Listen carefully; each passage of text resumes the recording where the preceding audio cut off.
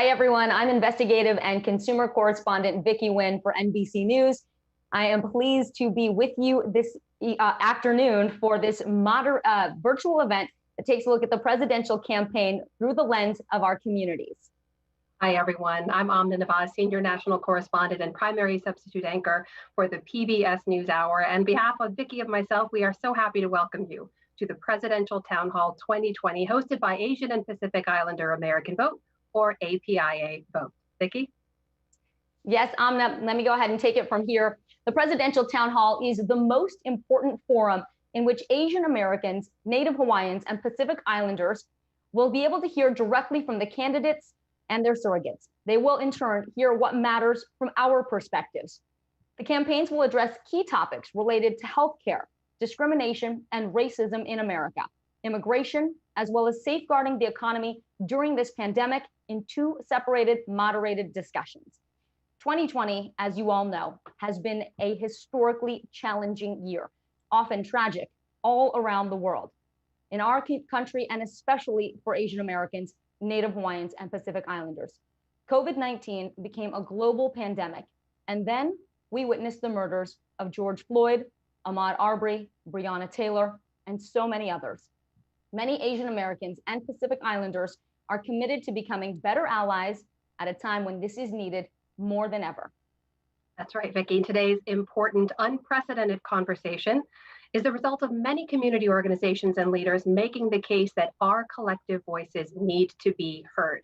The foundation has been set. Asian Americans and Pacific Islanders are all becoming more engaged, both as voters and as elected officials. And we hope today's program encourages you to find your voice and use that voice in your local communities.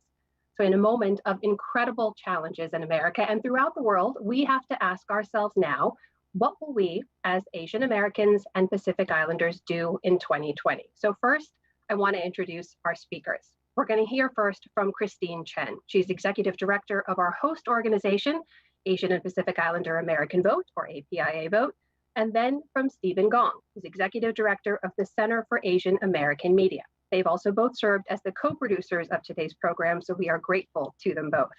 We're then honored to have joining us from the AARP, Daphne Kwok. She's Vice President and Multicultural Leadership for the Asian American Audience, and Kaylin Bhatia, Voter Engagement Director. But first, we're going to hear from CHEN.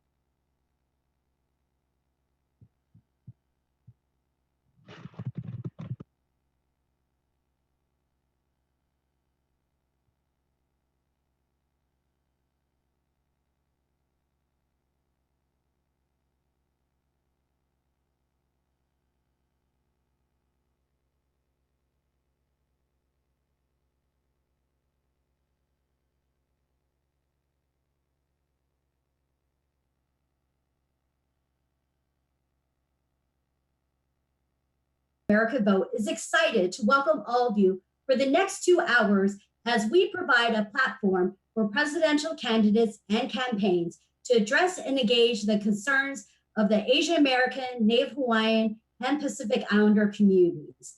Since 2008, API Vote has hosted a presidential town hall for the last every 4 years. This historic event is only made possible with the participation and organizing efforts of over 250 national and local partners that exemplify the beauty of the diversity of our community. Whether it is by geography, age, gender, ethnicity, foreign-born, or American-born. Today's event is only made possible with the support of our sponsors, ARP, Comcast, and Nielsen, and we'll hear from ARP shortly. We also like to thank the Center for Asian American Media for their pivotal role as co-producer of this presidential town hall. So to kick off, let's generate some viewer participation. Now everyone, please grab your smartphones and text APIA Vote to 72727. The code is now being displayed on your screen. This short survey will allow us to get a general idea of who is tuning in. Again, the code is APIA vote to the number 72727. We'll be sure to share some of the survey results with you later in the program. Now, it's a sign of our times that Vice President Joe Biden and the Trump campaigns will appear at their first major event together at APIA Vote's presidential town hall today. It's hard to ignore the country's fastest growing racial group of voters. Asian Americans and Pacific Islanders are on the rise. We're gaining popularity, strength, institutional capacity, political sophistication, an expanded coalition, and exciting new leaders, led by members of the US Congress and first-time candidates across the country. And we cannot forget those running in local elections. They are transforming the political debate and landscape. We're expanding in the popular and new media, using the internet to challenge political ideas, mobilizing activists, and helping to recruit and support candidates. So with that, confronting crisis isn't new to Asian Americans and Pacific Islanders. The pandemic calamity, deepening recession, and racial outrage in the country are stirring energy in our communities that's diverse and growing. Outrage and mobilization of an active AAPI base continue to build, creating one of the greatest voter participation engines than ever before. Asian American Pacific Islanders are using social media to organize and fight back against racially motivated attacks during the pandemic.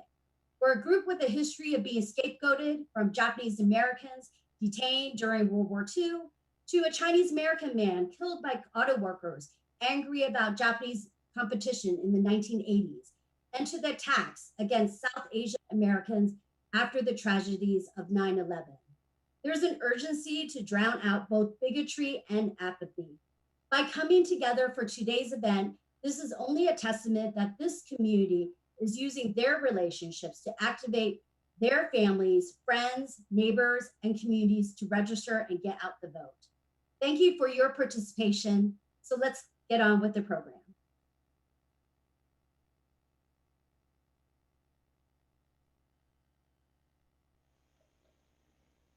Hello. We at the Center for Asian American Media are honored to partner with APIA Vote to present this historic presidential town hall. These are extraordinary times with the COVID-19 pandemic, rising unemployment, the increase in anti-Asian hate crimes, and now a nationwide movement for racial justice and reform. All of these things make it more critical than ever for the Asian American community to participate in the democratic process. CAM was founded 40 years ago in a similar time of tremendous cultural and political turmoil. And we're drawing on decades of experience in public media and our mission to bring Asian American stories to the broadest audience possible. So, we're proud to be here with APIA Vote, both to bring the diverse Asian American community together for these important conversations, and also to ensure that our voices and perspectives are heard in discussions that will shape the future. Enjoy the town hall. Welcome. I'm Daphne Kwok with AARP. Empowerment. That is why we're all here today. And that's why AARP is so honored to be supporting API Vote's presidential town hall, as AARP works to empower people to live as they age. There are over 4.3 million AAPIs over the age of 50 now, and in 40 years, that number will go over 13 million. We are a critical block of voters, and as we all know, family is a core value for our community. That means we all need to advocate for issues to improve the lives of all of our elders, be they LGBTQ or not. This is June, which is Pride Month. In November, our future is on the ballot, and we need to make sure language access, healthcare access and affordability, culturally competent care, and maintaining the dignity of all of our elders is on the ballot. Today, I want to invite you to pledge with me that every single one of us will do our civic duty to not only vote for a brighter future, but to make sure that our families vote as well. Thank you so much. Hi, I'm Kalen Bhatia, AARP's Director of Voter Engagement. Thank you so much for the opportunity to sponsor your presidential forum and the opportunity to come speak to you today. AARP is a nonprofit, nonpartisan organization representing people over the age of 50, the most powerful voting bloc in every election cycle. And during this time of COVID, the way we live our lives has changed from the way we work to the way we vote. AARP is committed to making sure you know how you can vote safely this fall, and you know which issues are on the line, including Social Security, Medicare, prescription drug prices, long-term care, and the economy. For more information, please go to aarp.org/election2020, and please remember to vote. Thank you. During the coronavirus pandemic, Asian Americans rose to answer the call as frontliners, caregivers, cure seekers, truth tellers, providers, and modern-day heroes. We can't say enough about how grateful and proud we are of you and the work you do. And thank you to Christine, Stephen, Daphne, and Kaylin. Now, as you've heard many people mention, in just the past 6 months, all of us have struggled to make sense of a pandemic that has changed the way we live, and that's taken the lives of more than 120,000 people here in the US, nearly 450,000 around the world. We've also had to bear witness to the death of so many others stemming from police brutality. So please join me now in a moment of silence to honor those loved ones lost to both the global health crisis and to our crisis of violence.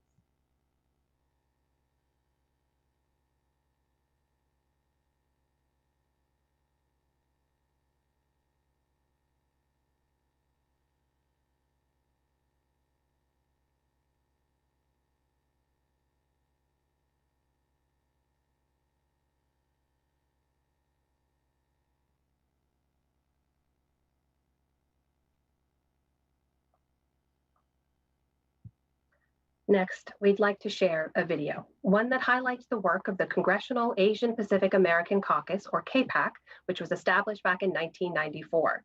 Following the video, we are delighted to have with us Representative Judy Chu. She was elected to the U.S. House of Representatives in July 2009 and now represents the 27th Congressional District in California. As the first Chinese American woman elected to Congress, Representative Chu has been the CAPAC chair since February of 2011. She also serves on the powerful House Ways and Means Committee, the House Small Business Committee, and is chair of the Subcommittee on Investigations, Oversight, and Regulations. But first, to the video. In 1994, the Congressional Asian Pacific American Caucus was formed. Now, it is my hope that this caucus will serve as a foundation for future advances for our community, laying a groundwork for growing AAPI leadership. To finally make the full story of the Asian Pacific American communities known in Washington, D.C., as well as throughout the country. We came together to have a greater voice in Washington and ultimately throughout the country. We did this with the strong belief that everybody in America benefits when those making the decisions look like America. Today, for the first time in 130 years, the House of Representatives will vote on a bill that expresses regret for the Chinese Exclusion Act of 1882, one of the most discriminatory acts in American history. With each passing year, our voices grow stronger on the issues we all care about. If we lose the belief that our education system can give every child a shot, I think, our country's democracy is in grave danger, and that's what I came here to fight for. If we lose sight of our nation's founding principles, we will lose out on the innovations we've seen from immigrants and immigrant families. This bill will strike. They are joined by the voices of rising new leaders. There are a lot of people who are hurting in America, and they see a system that is not working for them. How do we structure trade deals that are actually beneficial to workers here and around the world and beneficial to our environment? I rise today in support of taking action to lower health care and prescription drug costs. I heard from my neighbors that they're tired of the politics. They can't afford the partisanship, and they need Congress to be the adults in the room and to act now. Together, we work to protect and advance the rights of all Americans and fight for the policies and needs of the AAPI community.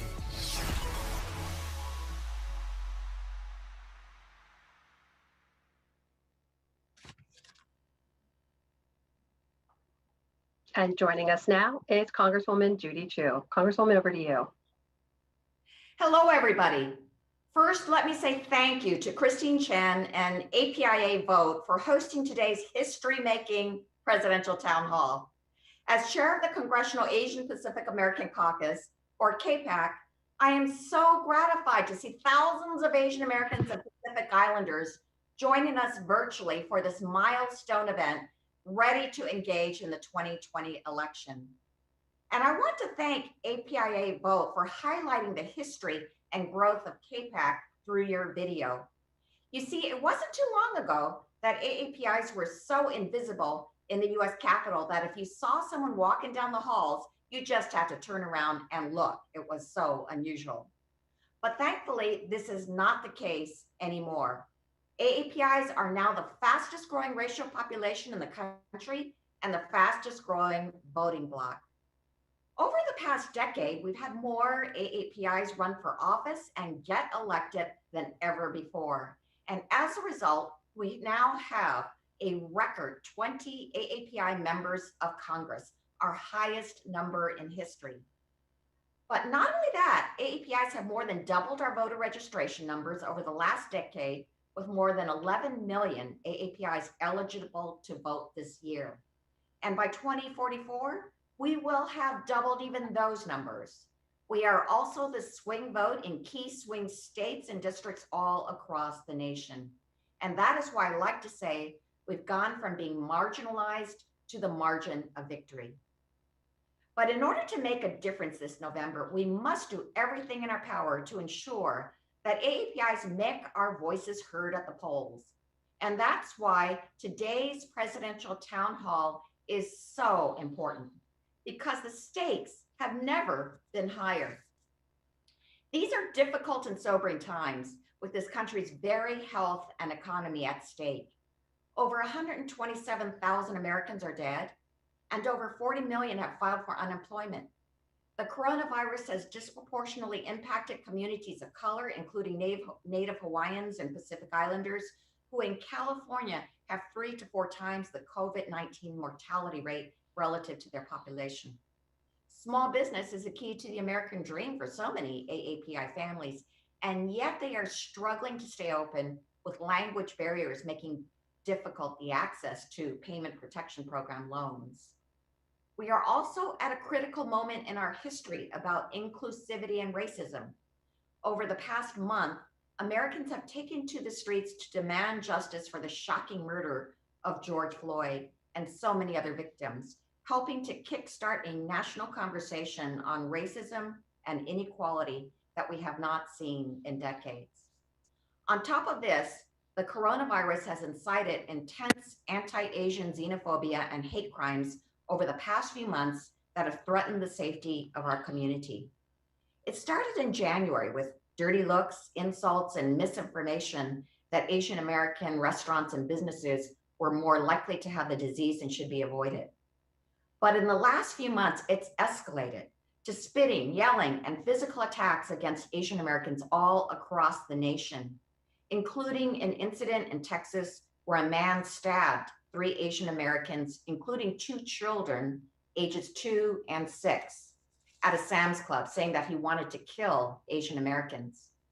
This xenophobia has been exacerbated by political leaders who've used the racist term Kung Flu and Chinese virus to refer to coronavirus, even though health experts at the CDC and World Health Organization have repeatedly warned not to associate the disease with a specific geographic location or ethnicity due to the stigma it causes, and is why they officially use the scientific and neutral term COVID-19. Regardless of which candidate you support or what your political affiliation may be, we all know that violent and hateful rhetoric and policies targeting AAPIs or any American has no place in our society. But simply condemning these remarks is not enough. We need to know what candidates will do to stop hate speech address inequality, and protect the health and well-being of all Americans. Today, it is more important than ever that we elect leaders who can govern in times of crisis and move our country forward.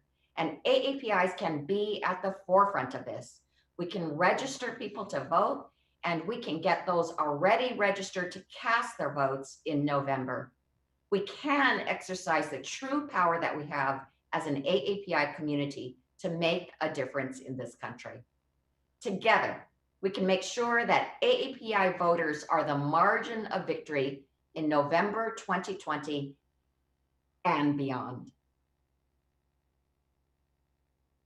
Congresswoman Judy Chu, thank you so much for being with us here today and for your continued leadership. Now, before we welcome our campaign speakers, we have one more short video for you. This one taps into the emerging power of the Asian American Pacific Islander electorate.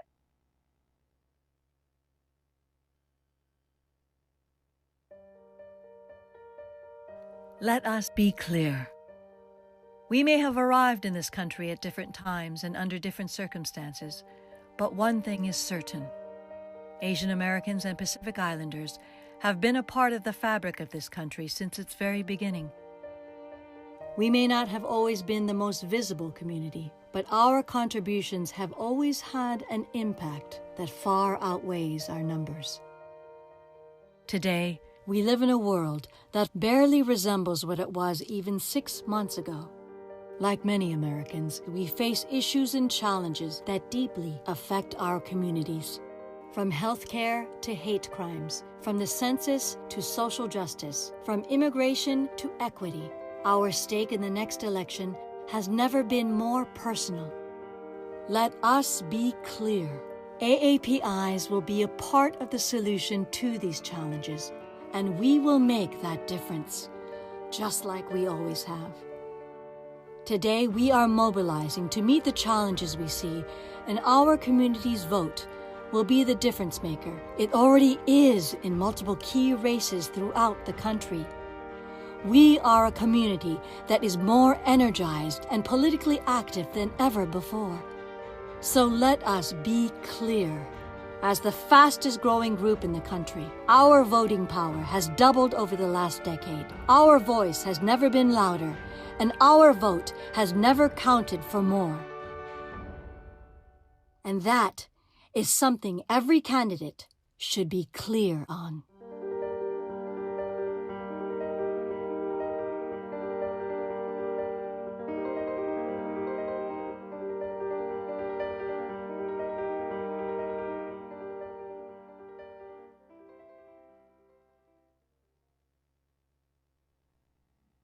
Does that get you excited for the 2020 election or what?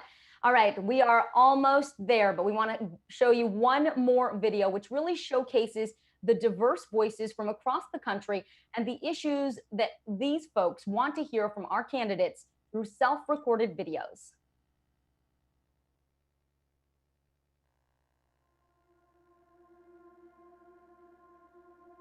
I identify with the Filipino-American community. I identify with East Indian culture. I'm representing Cambodian community. I'm a Samoan American. I'm a Vietnamese American woman. I am a proud Filipina American. I identify as an Indian American. I'm Chinese Cantonese American. I am Korean, Italian, American, and an adoptee. I am from Campbell, California, and I'm Tongan. I'm Vietnamese American and based right here on the Gulf Coast of Alabama. We represent the South Asian community for the state of Texas. My family and I immigrated from Bangladesh in the early 90s. I was born and raised in Seoul, South Korea. I'm a first-generation Asian American who immigrated from Hong Kong. I belong to a Sikh community. My passion is serving and empowering my multi-generational Filipino-American and API community. And I'm proud to be part of the API SEIU caucus. We represent the Asian American community. With the COVID-19 global pandemic and the protests over the murder of George Floyd, the political landscape has changed not only for Asian Pacific Islanders, but for everyone living in the United States. During the time of COVID-19, we've also seen a rise in the use of anti-China and other xenophobic messaging that has led to an increase in harassment and discrimination against Asian Americans. More recently, the Black Lives Matter movement has been heavy on my mind and how that's hopefully ignited a revolution for the nation. So I'm looking for a candidate who will commit to these changes and who do so to protect people in my own community, in the Vietnamese American community, and the Southeast Asian American community, and who will also commit to the lives of folks in the Latinx community, of folks in the Black community as well. Asian Pacific Americans are the fastest growing minority population in the United States, but we have particularly low civic engagement. This is something that needs to change. And that's why I'm going to do everything I can to make sure our community votes in November. Voting in this time is the first step to not only realizing, but actualizing a world where future generations can heal, prosper, and have the right to the pursuit of happiness. It belongs to me, it belongs to you, and it belongs to all of us. It belongs to the people. It has to transcend political parties. It can't just be a conservative or liberal thing. It has to be a human thing. I plan to do my part in electing individuals who will work to bring about positive change and move our nation forward. I am voting for democracy and for the candidate that is best able to make true the promise of America. So please vote this November to make a change. Thank you.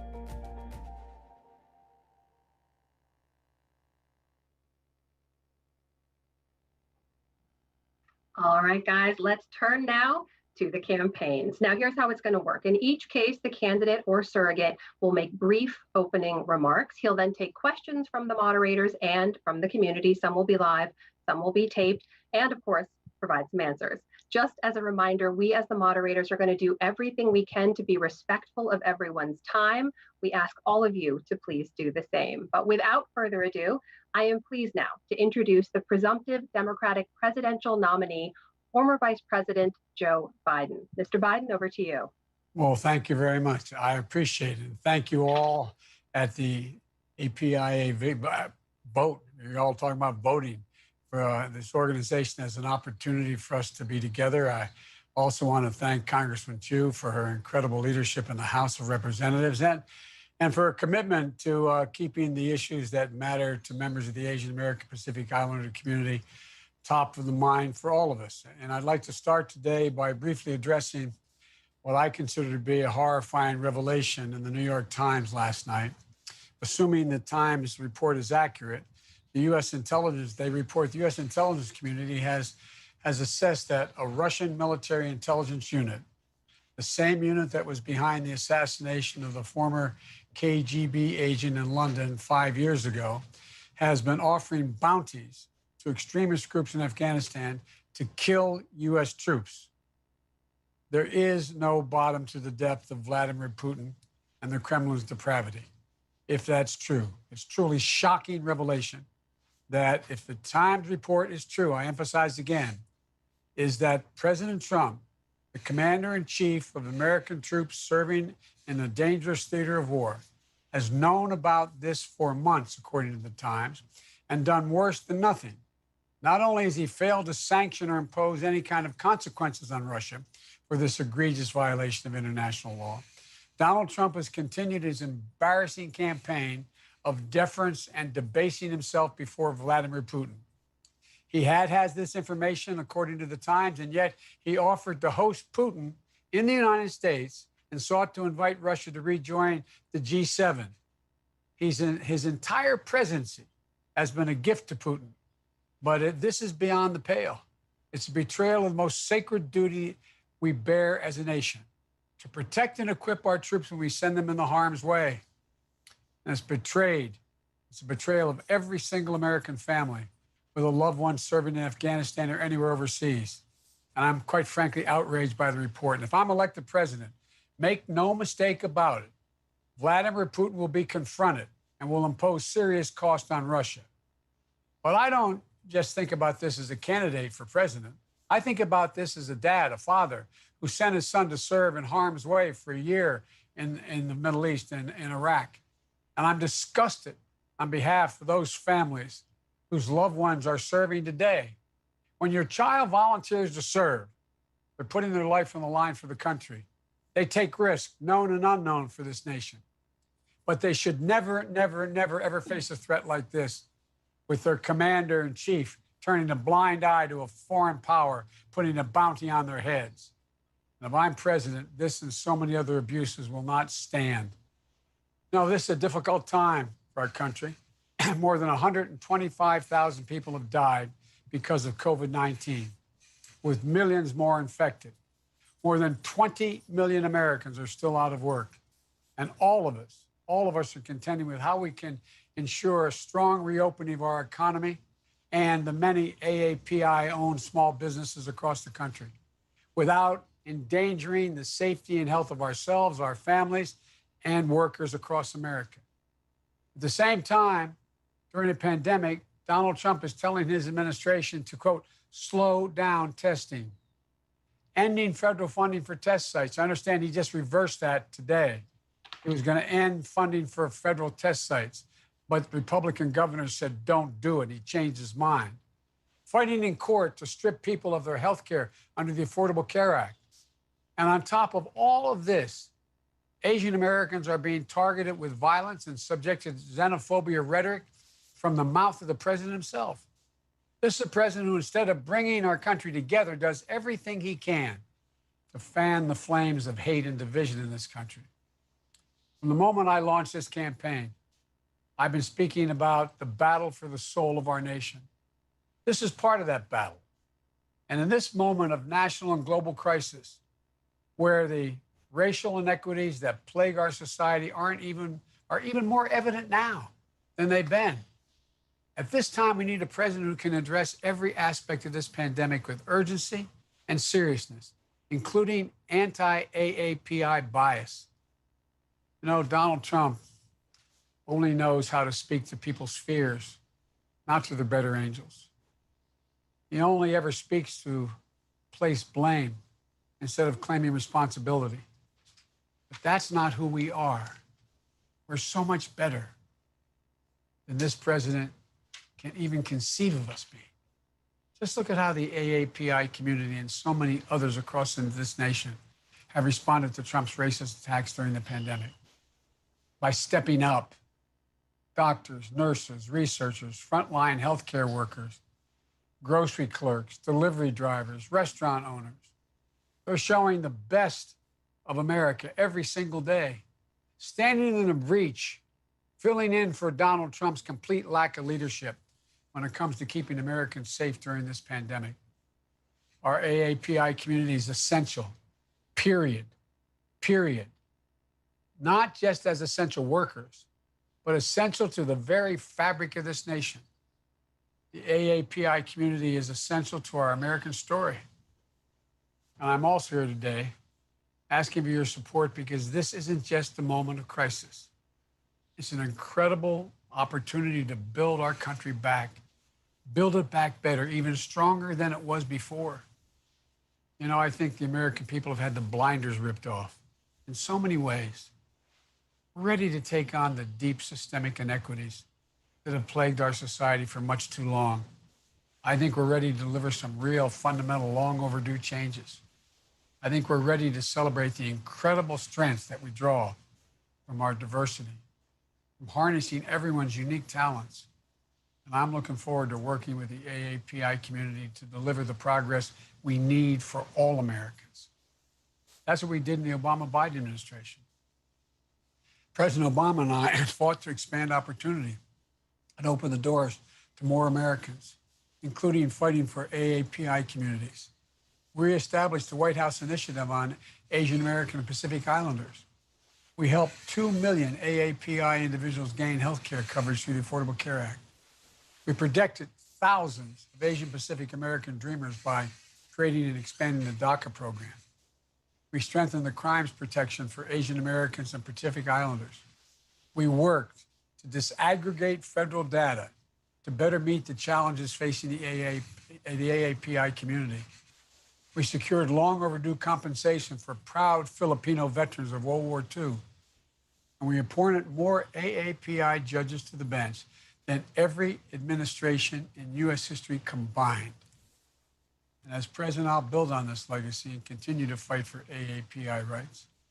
I'll make sure your voices and your interests are included, from our courtrooms to the president's cabinet. My administration will look like America.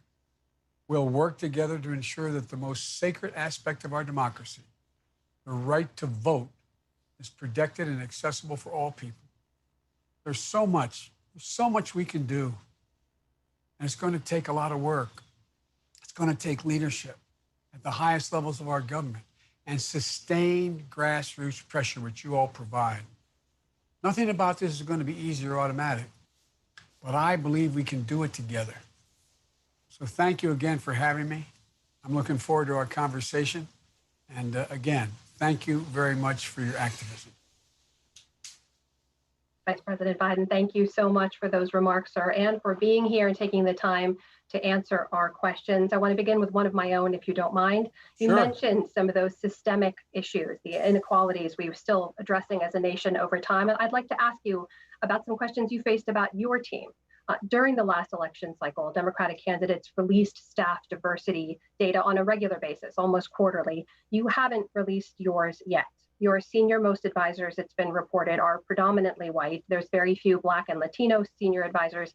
My understanding is no Asian American senior advisors. Please correct me if I'm wrong.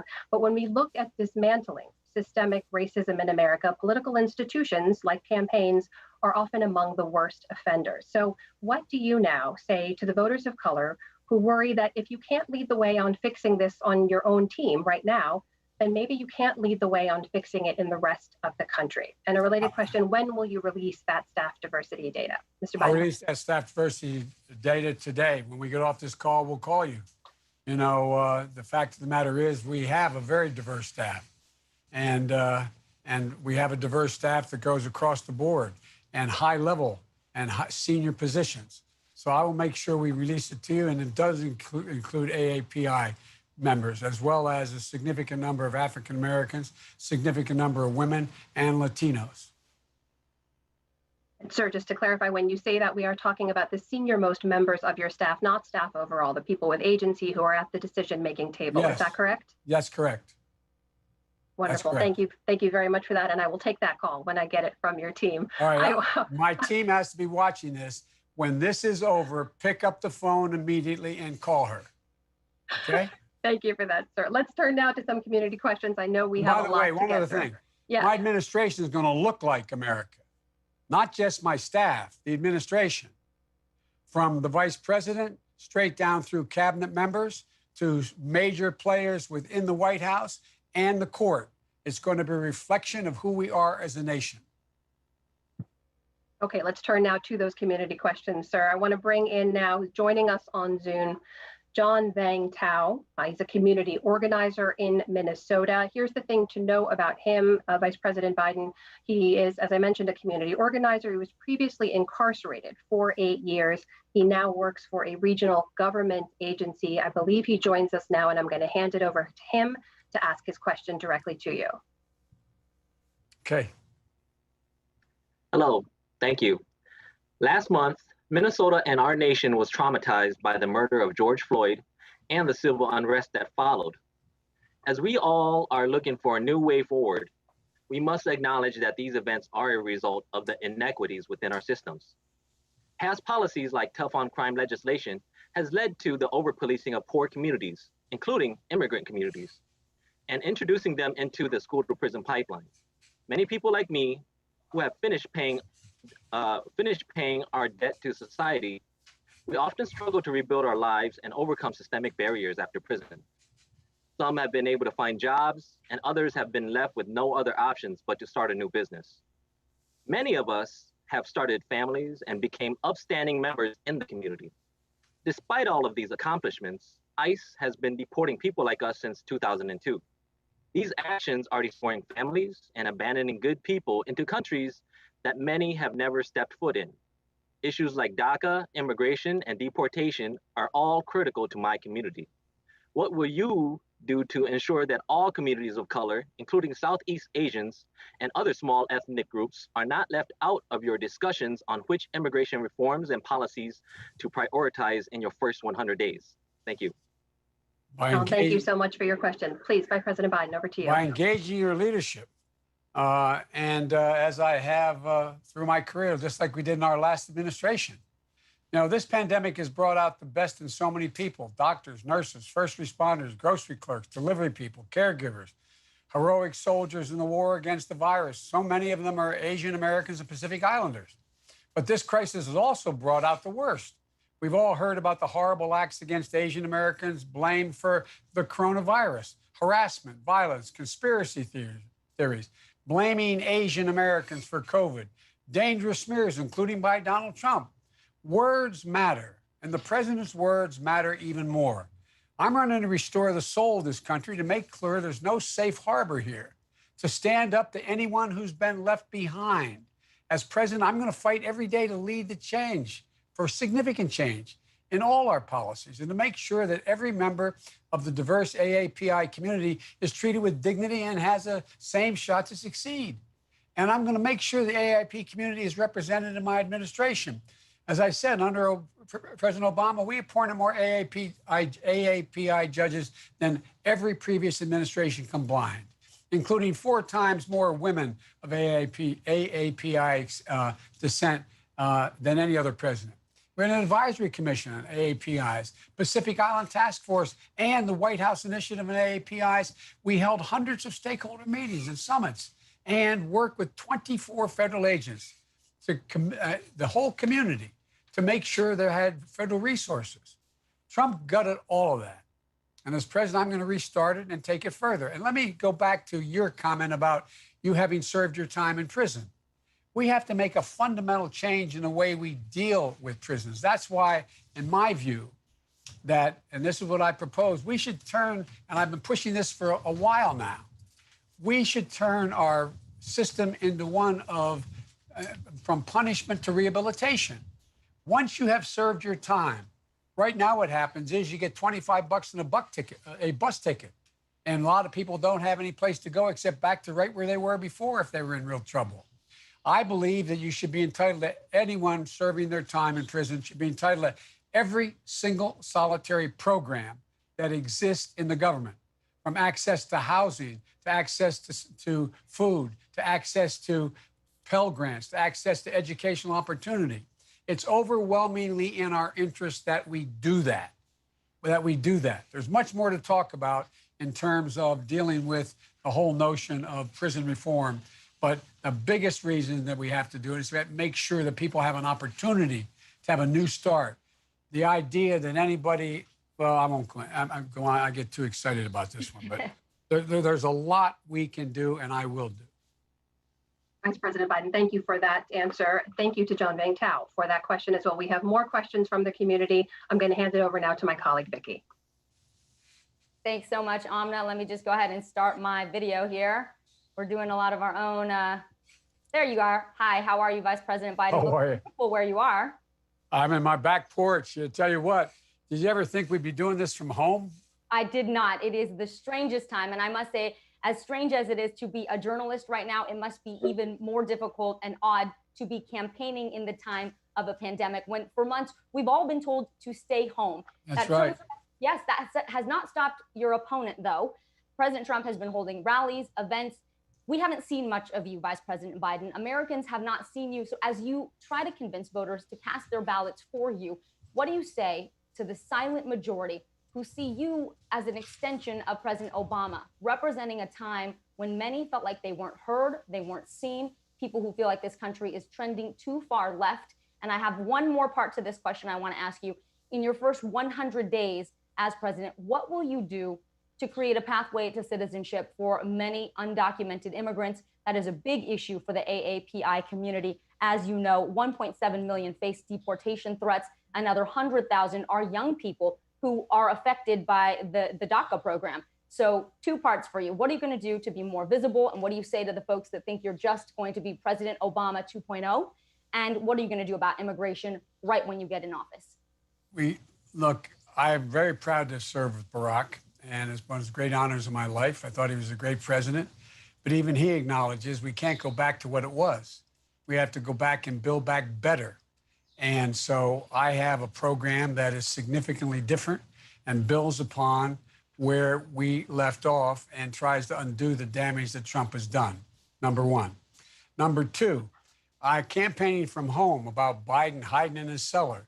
Well, the truth of the matter is over 200 million people have watched me on television, and they've watched, and the more that Donald Trump is out, the worse he does. I think it's wonderful he goes out. He goes, I'm being a bit facetious because it's dangerous what he's doing with these rallies. But look at, his numbers have dropped through the floor. They've dropped through the floor, number one. Number two, I've gone out responsibly. I go out and I wear this mask when I go out. And when I go out, I keep social distancing. I went to Texas to be with the Floyd family for the funeral. I went up to Pennsylvania, Lancaster yesterday to meet with a group, day before yesterday, to meet with a group of people who, in fact, have Obamacare being ripped out from under them, and they have pre-existing conditions in their families. I've been down to Virginia. I've been around the country, but I do it responsibly, and I don't hold rallies because it is the reason why we're in such trouble by not listening to the experts and the scientists about social distancing and wearing masks, which I never do when I walk outside of this house.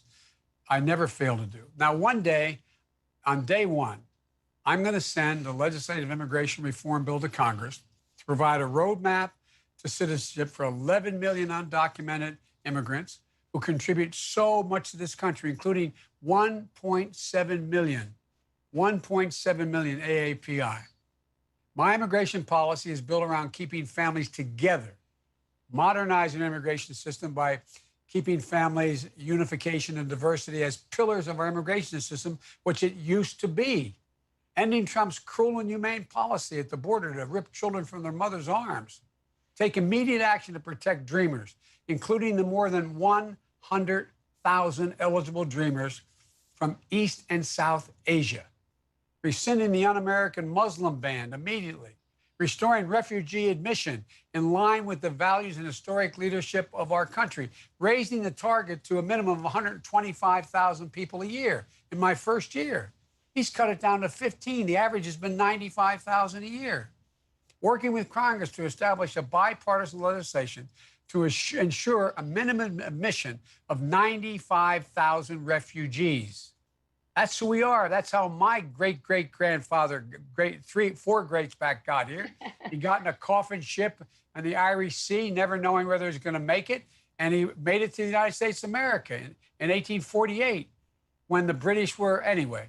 So streamlining naturalization process, make it easier for qualified green card holders to move through his backlog. And by the way, he just indicated he ended H-1B visas the rest of this year. That will not be in my administration. The people on the coming to these visas have built this country. And so you asked other parts of a question. I can't remember what other ones were. One was what I'm going to do about immigration. What was the other part? Was that it? Jump back in. Can you hear me at least? I know you I can hear you. Okay, great. Yeah, it was what will you do specifically in that first 100 days when it comes to immigration? Well, to send that, I have a bill written already to send it directly to the Congress. Day one. Day one.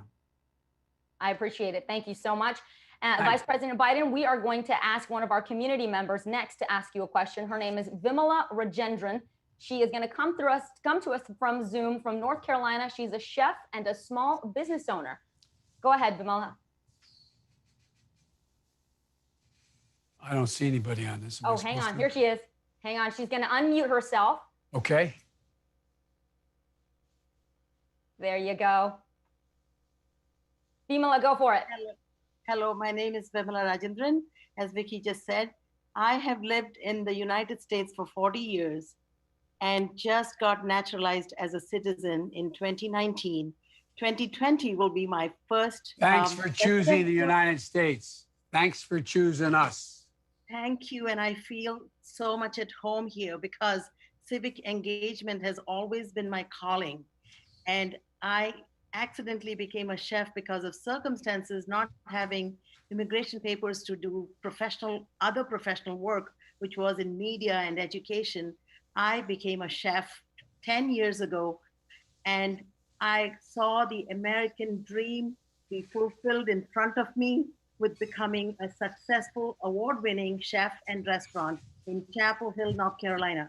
So my representative, Congressman David Price, has worked very closely with me to welcome refugees from about 19 countries right here at my restaurant and say hello and welcome home. So what we have done since COVID-19 as a small business is to reach out and continue our work to feed the hungry, even though we are a for-profit business, a triple bottom line business that has believed in people, planet, and profit. And I must say that getting into business as an Asian American woman has been really hard. Finding the capital was hard. Getting PPP right now during COVID-19 was extremely difficult. Major corporations got millions before we got our $100,000, which we have to spend within 24 weeks, I may add. I must ask you, Vice President Joe Biden, what would you do to help us rebuild the economy so that small businesses that are family owned and that are enriching the local economy, building the new South? Because as you know, as the South goes, so goes the nation. What are we going to do? What will we do? What can I do to rebuild the economy as we go back into post-COVID days? Well, first of all, when they came up with the CARES Act, the $2 trillion that was supposed to be distributed, I pointed out that it was likely to be what I call the Trump corrupt recovery. 40% of the money that was supposed to go to small businesses did not go to small businesses. It went to large businesses. They don't need the help. They're not the ones that needed the help. And there's also the Main Street proposal that had several billions of dollars in it. Not one single penny has been distributed so far.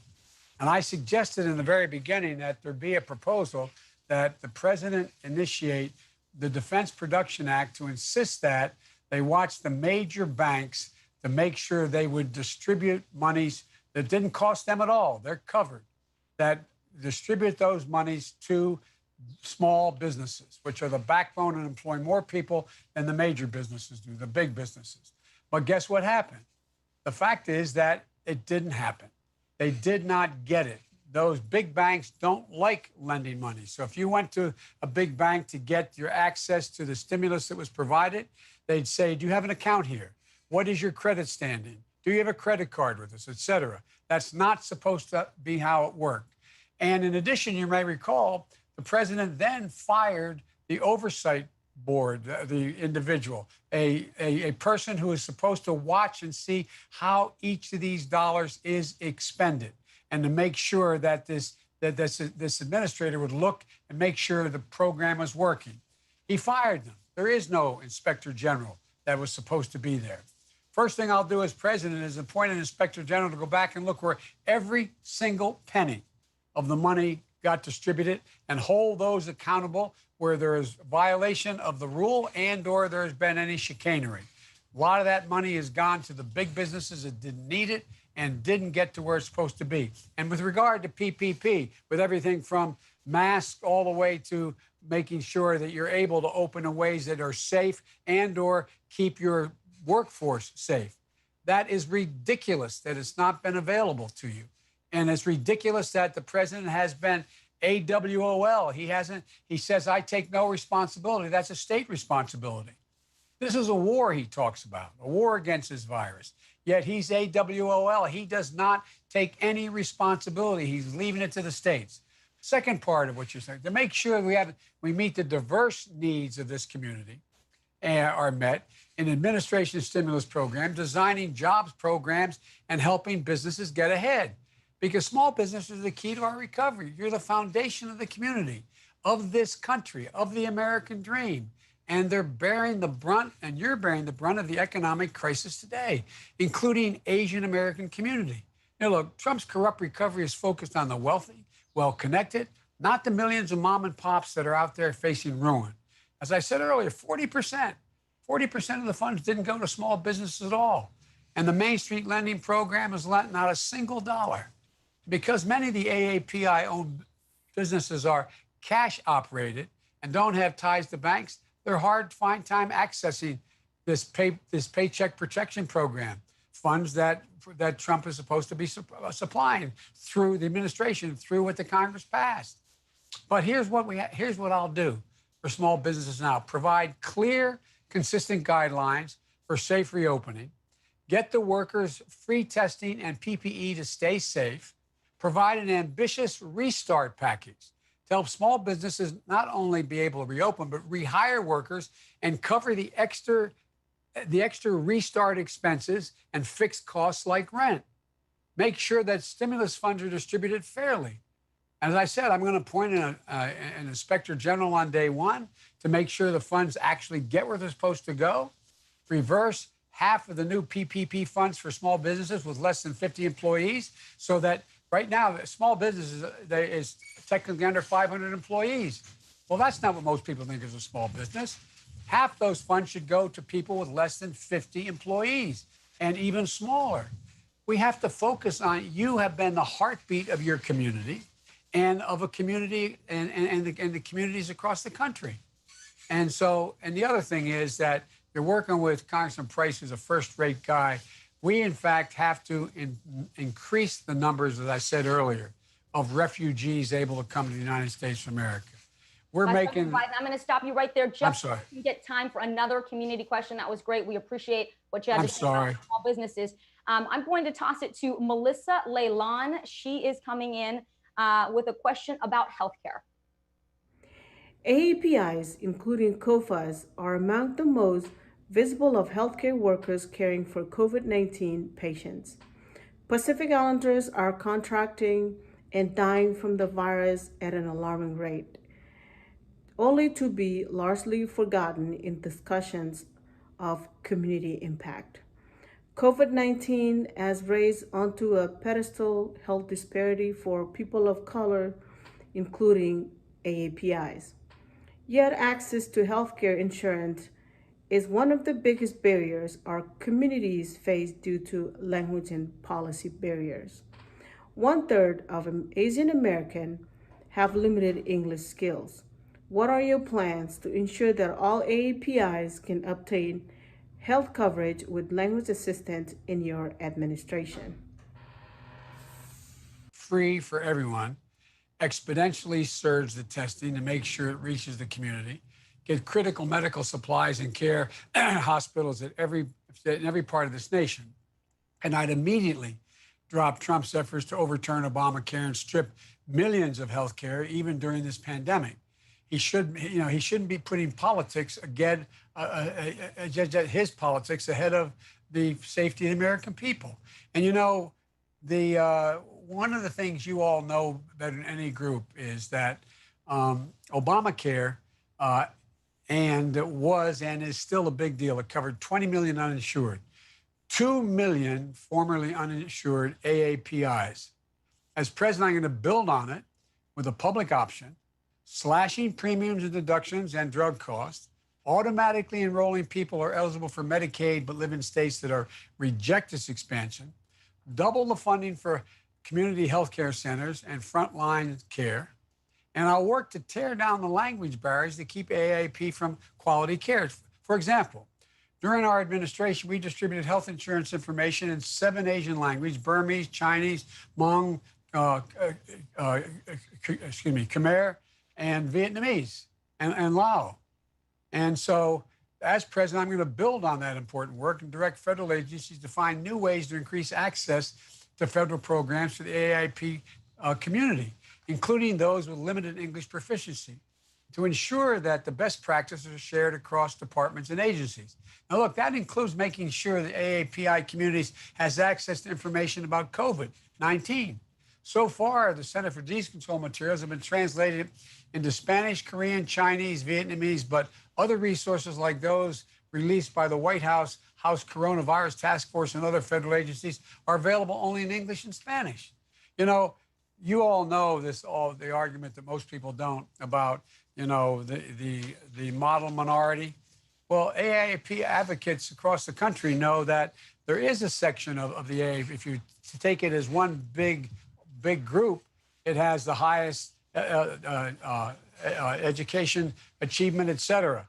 But what we insisted was that we for example, at the Department of Education, integrated post and secondary education data system, it should be broken down by ethnicity because it changes dramatically.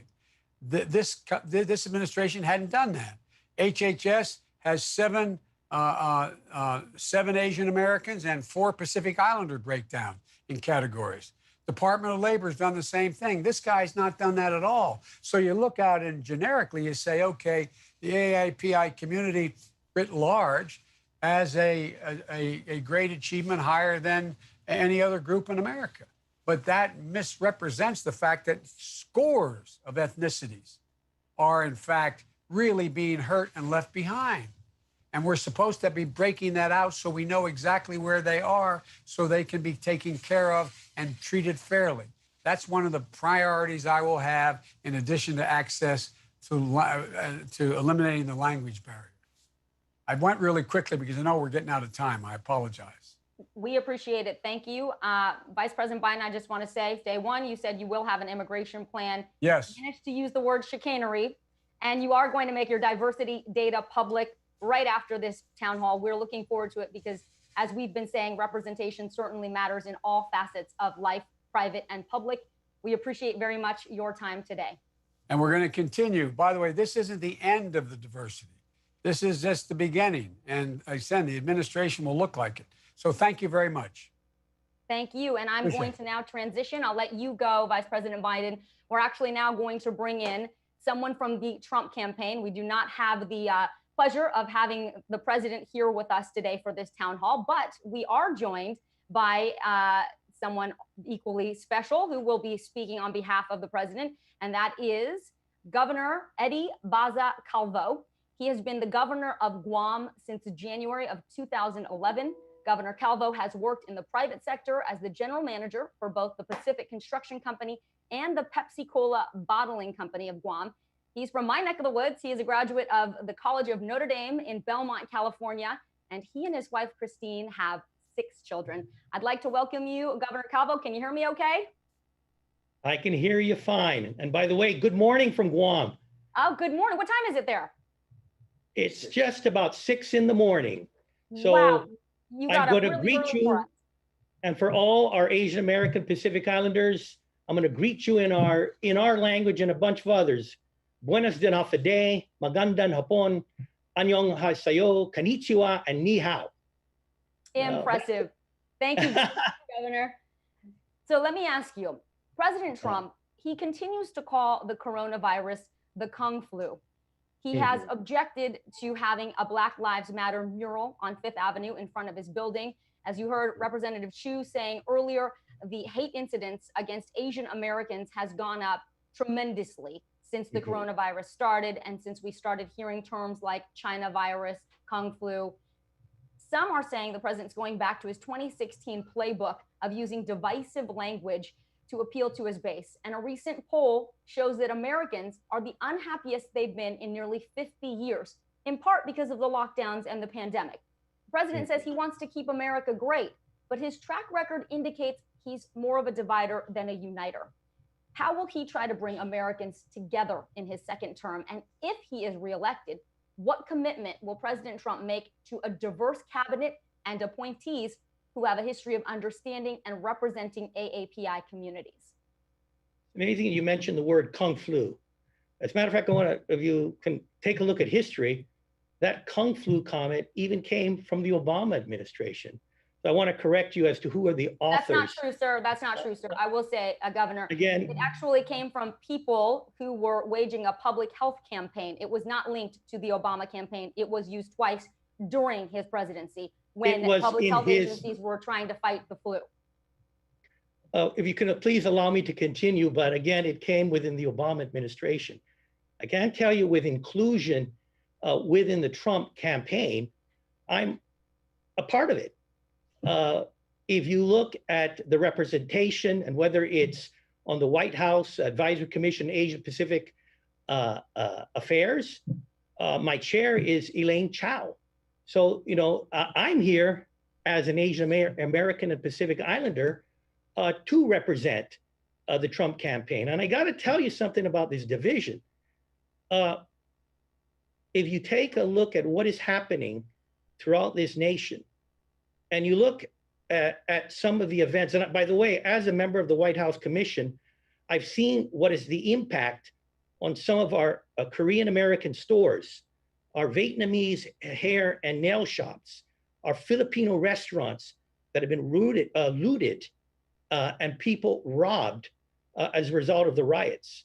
And I can tell you that when you look at the destruction, and whether it's from looting, whether it's robbing, or burning of flags, or tearing down statues, most of those people, not all, aren't going to vote for President Trump. Many of them actually are supporters of the Biden campaign. So as you talk about division, I think maybe especially those within the Biden campaign got to look in a mirror, because a lot of their supporters are the ones that are responsible for this. So I hope I've answered that question. Much of the damage is not happening from MAGA or Trump supporters.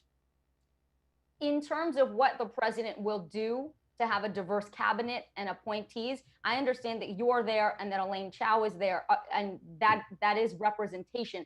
But what will the president do moving forward if he is reelected?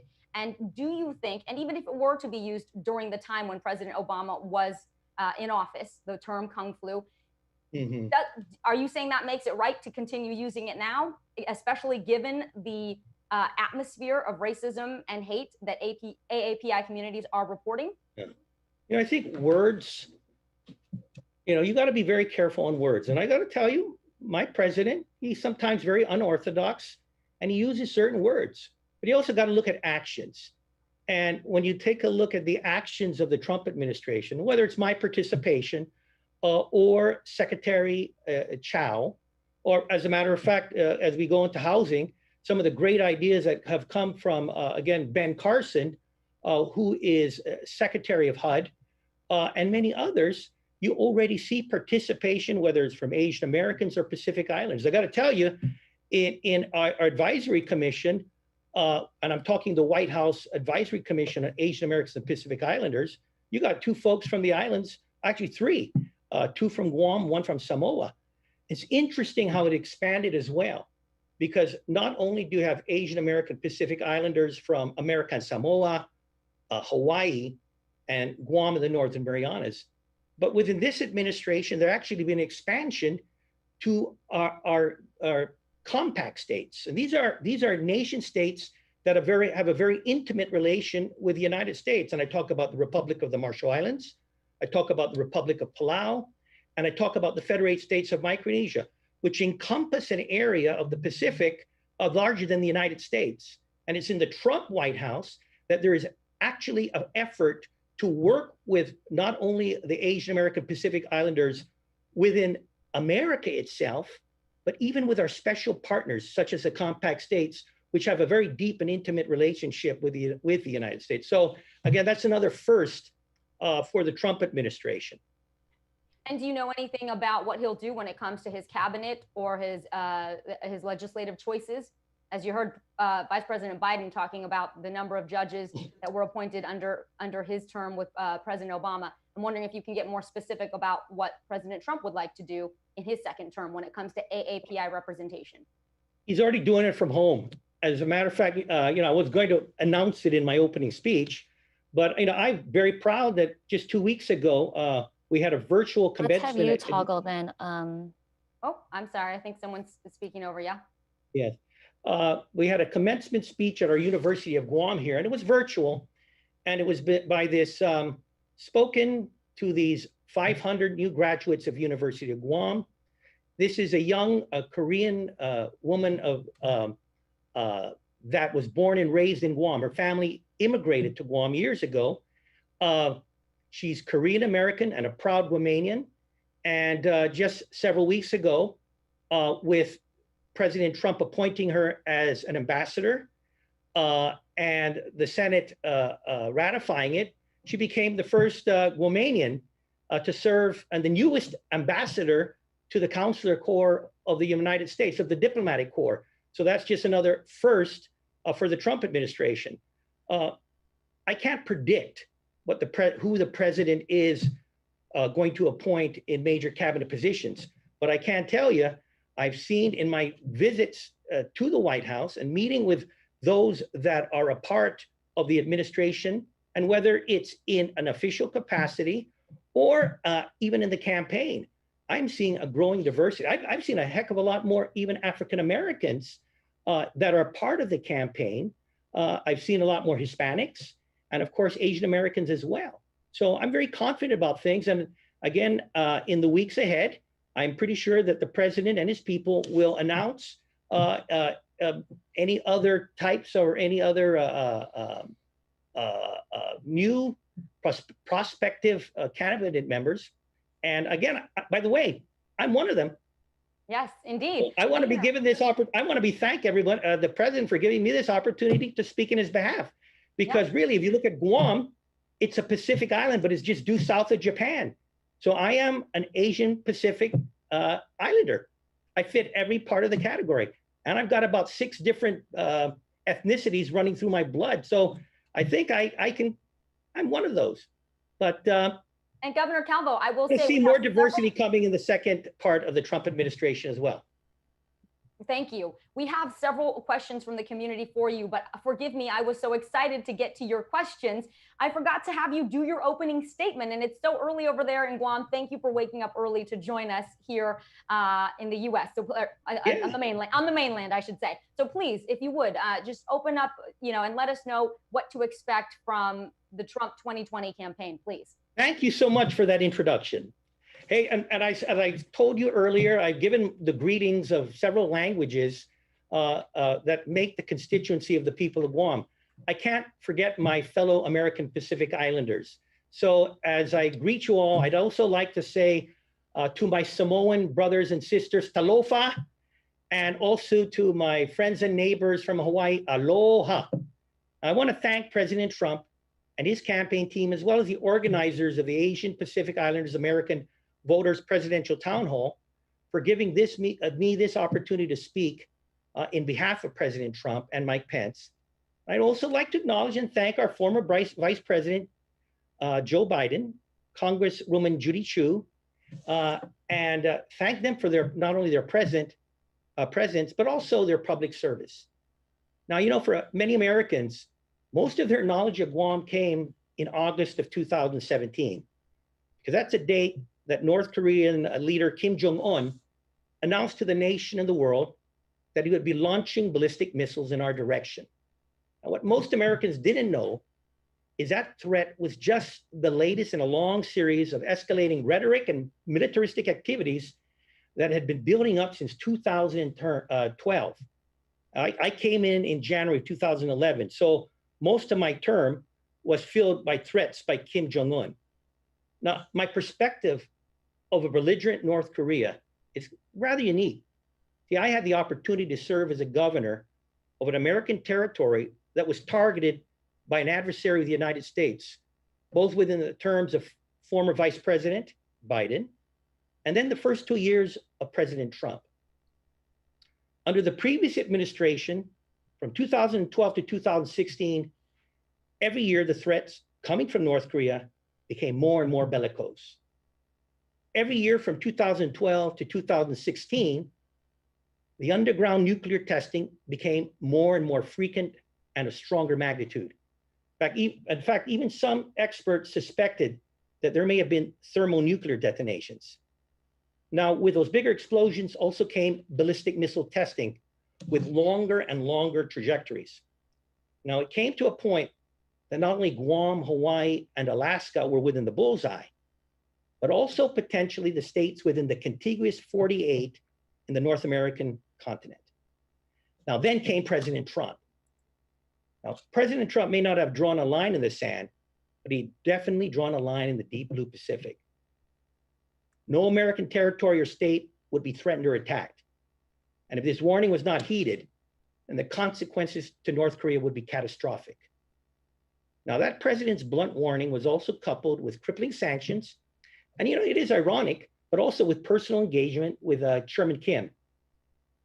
Now, the end result, as I left public office is that those incendiary threats ended. Nuclear testing ceased. And there are no more missile flights in a direction of Guam, Hawaii, or the mainland. But I'd like to give you another perspective of President Trump. And it's also on his handling of the North Korean crisis, but I think it's very important. You know, as the president completed that exhausting summit with Chairman Kim in Singapore, he stopped by Guam on his way back to Washington, D.C. And I still remember quite clearly my meeting with him on Air Force One. And though he hadn't rested from his marathon summit, he needed to ask me something very important. So the first thing the president asked me when we greeted, in that typical Trump way, "Governor, how are the people of Guam doing? Are they fearful?" And I said, "No, Mr. President, there are no more threats. There are no more tests. People doing okay." And then he gave that smile and that kind of confident Trumpian affirmative nod, and he said, "Good." Now, the reason why I bring this up and why it's relevant to each and every one of our Asian Pacific American constituents is it because it tells a true story behind that Trump presidency and what I think is so unique and special. Now, all of you folks, a lot of folks freaked out about the Tulsa rally. Some said, "Oh, dangerous. Oh, too little people." But I hope they listen to the context of it, because folks like me who've been in politics for 20 years, I gotta admit it, when I listened to that speech, he is probably one of the most unorthodox presidents that I've ever seen in my lifetime. But you know what? Some may question or disagree with his style. The results speak for themselves. Now, the clarity of what President Trump is all about, for me, was made manifest by one statement made at the rally. And I remember it because it stuck to me. "I'm campaigning for the forgotten." That's what he bellowed out. And it made it all very clear to me. Now, I'm going to give a little geography and history lesson. Guam is the furthest American soil from our nation's center of power in DC. We're a small US territory. And our 168,000 citizens aren't even eligible to vote for a president. And yet he's called me here to represent the people, his campaign. But if there's any one place in America I guess could be described as forgotten, that could be Guam. Yet this president, who as his aides told me had not slept in nearly 20 hours, had to stop by in Guam, not just to see me, but more importantly, to inquire if our people were still living in fear. And that's probably why I witnessed more progress in our dealings with the federal government in 2 years working with the Trump administration than 6 years under the previous Democrat administration. Whether it was increased Medicare reimbursements to our public hospital, treating with Medicaid federal matching on par with subsidies provided to states, relief from federal edicts and lawsuits, and there were a lot of them under the Obama administration, lower taxes, and opening up of economic opportunity zones. Asian Americans and Pacific Islanders have gone too long as the forgotten ones. Well, President Trump changed that. And in President Trump's first term, pre-COVID-19 Asian Pacific American entrepreneurship and jobs had grown. Unemployment had dropped to record lows. And even with our nation in the throes of a pandemic, President Trump has signed into law direct funding for subsidizing the unemployed, providing financial assistance to businesses hit hard as a result of the shutdown, and is paving the way for reopening the economy and stimulating record growth in these months and years ahead. Hey, but before I close, I want to just comment on some of the tragic events. I'm thousands of miles away, so I'm watching on TV. And starting with that senseless murder of George Floyd and what led afterward, the sadness, the mourning, the outcry, division, violence, destruction that seems to be engulfing our nation. Now, here in Guam, there is no majority. Like I said, I got 5 or 6 races within my blood, but we're rather a compilation of minorities that did hold silent protests, and they were held because from every ethnicity in Guam, just to put a focus on a just cause because of that evil act of somebody in a position of power and authority, abusing his power and taking the life of his fellow man. But you know, here in Guam, there was no violence, there's no destruction, and there was no burning of an American flag. You see, in Guam, for a lot of folks, there's a reverence held to that flag. particularly the elderly, for the Stars and Stripes. So maybe it has a lot to do with our tragic history. I'm almost finished, but let me tell you our history. 76 years ago, the penalty for any Guamanian possessing an American flag was to get their heads chopped off. The reason being was Guam was under enemy occupation. I'm blessed that both my parents are still alive. But after all these years, they still remember that fateful day in December 8 when our island was bombed and invaded. They remember 3 long years of imperial occupation. They remember the slave labor. They remember the beatings and the executions. And they remember that gnawing, raw emotion of fear. You know, they woke up with that fear. It went through the whole day until the quiet of night. You know, not this island that was consumed with fear. There was a bunch of people that still held on to an American flag. You know, that flag was folded, it was hidden with great care, and it was preserved. All this done despite the extreme consequences of death if caught. Now, when some of these manumco, the elderly, were asked why, it was because that American flag represented hope. It was a symbol of America.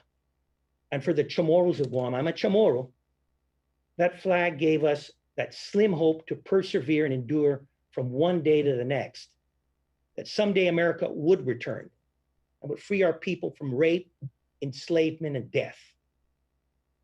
Now, those Guam survivors of World War II, or those democracy protesters in Hong Kong who came out in the hundreds or the thousands waving the American flag, or those Iranian college students where the mullahs had put the flag on the pavement, who refused to step on it and desecrate it, we all have one thing in common, as diverse as that is. That red, white, and blue is a symbol of America. America is a symbol for their hope. And that's why that flag is cherished and honored by such a diverse grouping of citizens throughout the globe. And for those around the world that hold that hope, that's what America symbolizes. And I got to tell you, because I got a lot of friends out here that are non-citizens in Guam. The pictures of American citizens wrapping burning flags around statues is perplexing and troubling. But for President Trump, that American flag and what it stands for is still worth it. It's worth cherishing and honoring. America is great. And if you re-elect Donald Trump as our president, America will continue to prosper and to be that beacon of hope and greatness for the world. So thank you. God bless America. And God bless those Stars and Stripes. Governor Calvo, thank you very much for giving us some insight into your role and your connection to President Trump, as you called him, an unorthodox leader. I want to turn it over to one of our questioners. Her name is Kim Din. She comes to us from Pittsburgh, and she is an immigrant rights advocate. She works at the Pennsylvania Immigration and Citizenship Coalition. And Kim, I think you're there. Would love for you to go ahead and ask your question live if you are ready. Yes, I see you. Take it away. Thanks. Hi, my name is Kim Din. I am an immigrant rights and workers' rights advocate working and living in Pennsylvania. I work with diverse communities, including immigrants and refugees from many different backgrounds, as well as low-income Asian and Pacific Islander workers. And so in recent weeks, of course, we've witnessed COVID-19 related xenophobia, hate, rising unemployment, rising evictions, foreclosures. We've seen healthcare gaps, continued incarceration and detention of people despite the public health crisis. And of course, the violence perpetrated by the police against Black and Brown people. And all of this is not new. They are not separate issues. This global pandemic just exposes a huge and existing crisis in America of systemic racism and poverty. There are so many injustices that I see, and I truly believe that all of our injustices are linked as dispossessed people. So my question today is, what concrete steps and specific policy changes will President Trump, if reelected, make in his first 100 days to end this cycle of hate, oppression, and systemic racism of people, including Asian American and Pacific Islanders? Thank you. Yeah. Thank you so much. And again, you know, as I had mentioned earlier, I've seen it firsthand with President Trump and his vision for racism-free America. President Trump believes in the people. He doesn't believe in whatever color it is, whether you can vote or not for president. I mentioned even our young ambassador, Kim. I think when you take a look at what President Trump is doing, certain steps he's pushing for school choice, because he believes that the educational opportunities of those living in these traditional underserved communities, that's a lot. You talk about the systemic racism or corruption, with some of these failing school systems. He would like to see our people or those people living in these communities have the school choice for themselves, so that they can put their children into the school they believe is best for them. It's interesting listening to Vice President Biden when President Trump signed the Juvenile Justice Reform Act. A lot of what that did was to fix the problems that were created by then Senator Biden when he pushed for that crimes bill. And once that crimes bill was passed in 1994, I believe, that was a one-way path for so many of our minorities to prison. Now, when you look at the details of this criminal justice reform, well, you're eliminating the 3 strikes. You're giving more flexibility to judges to make decisions on whether incarceration is even necessary. I got to admit, I took advantage as a governor. I saw the graduates out of our prison there. There was a group of women that had taken construction and heavy equipment classes. And a lot of that is a vision of President Trump. He's even expanded the Pell Grants to help for the education of the clients in prisons. Heck, there's even partly the identifying of those prisoners coming out so that they have a job when they get in. With President Trump, there is much that he has done in regards to the, I'm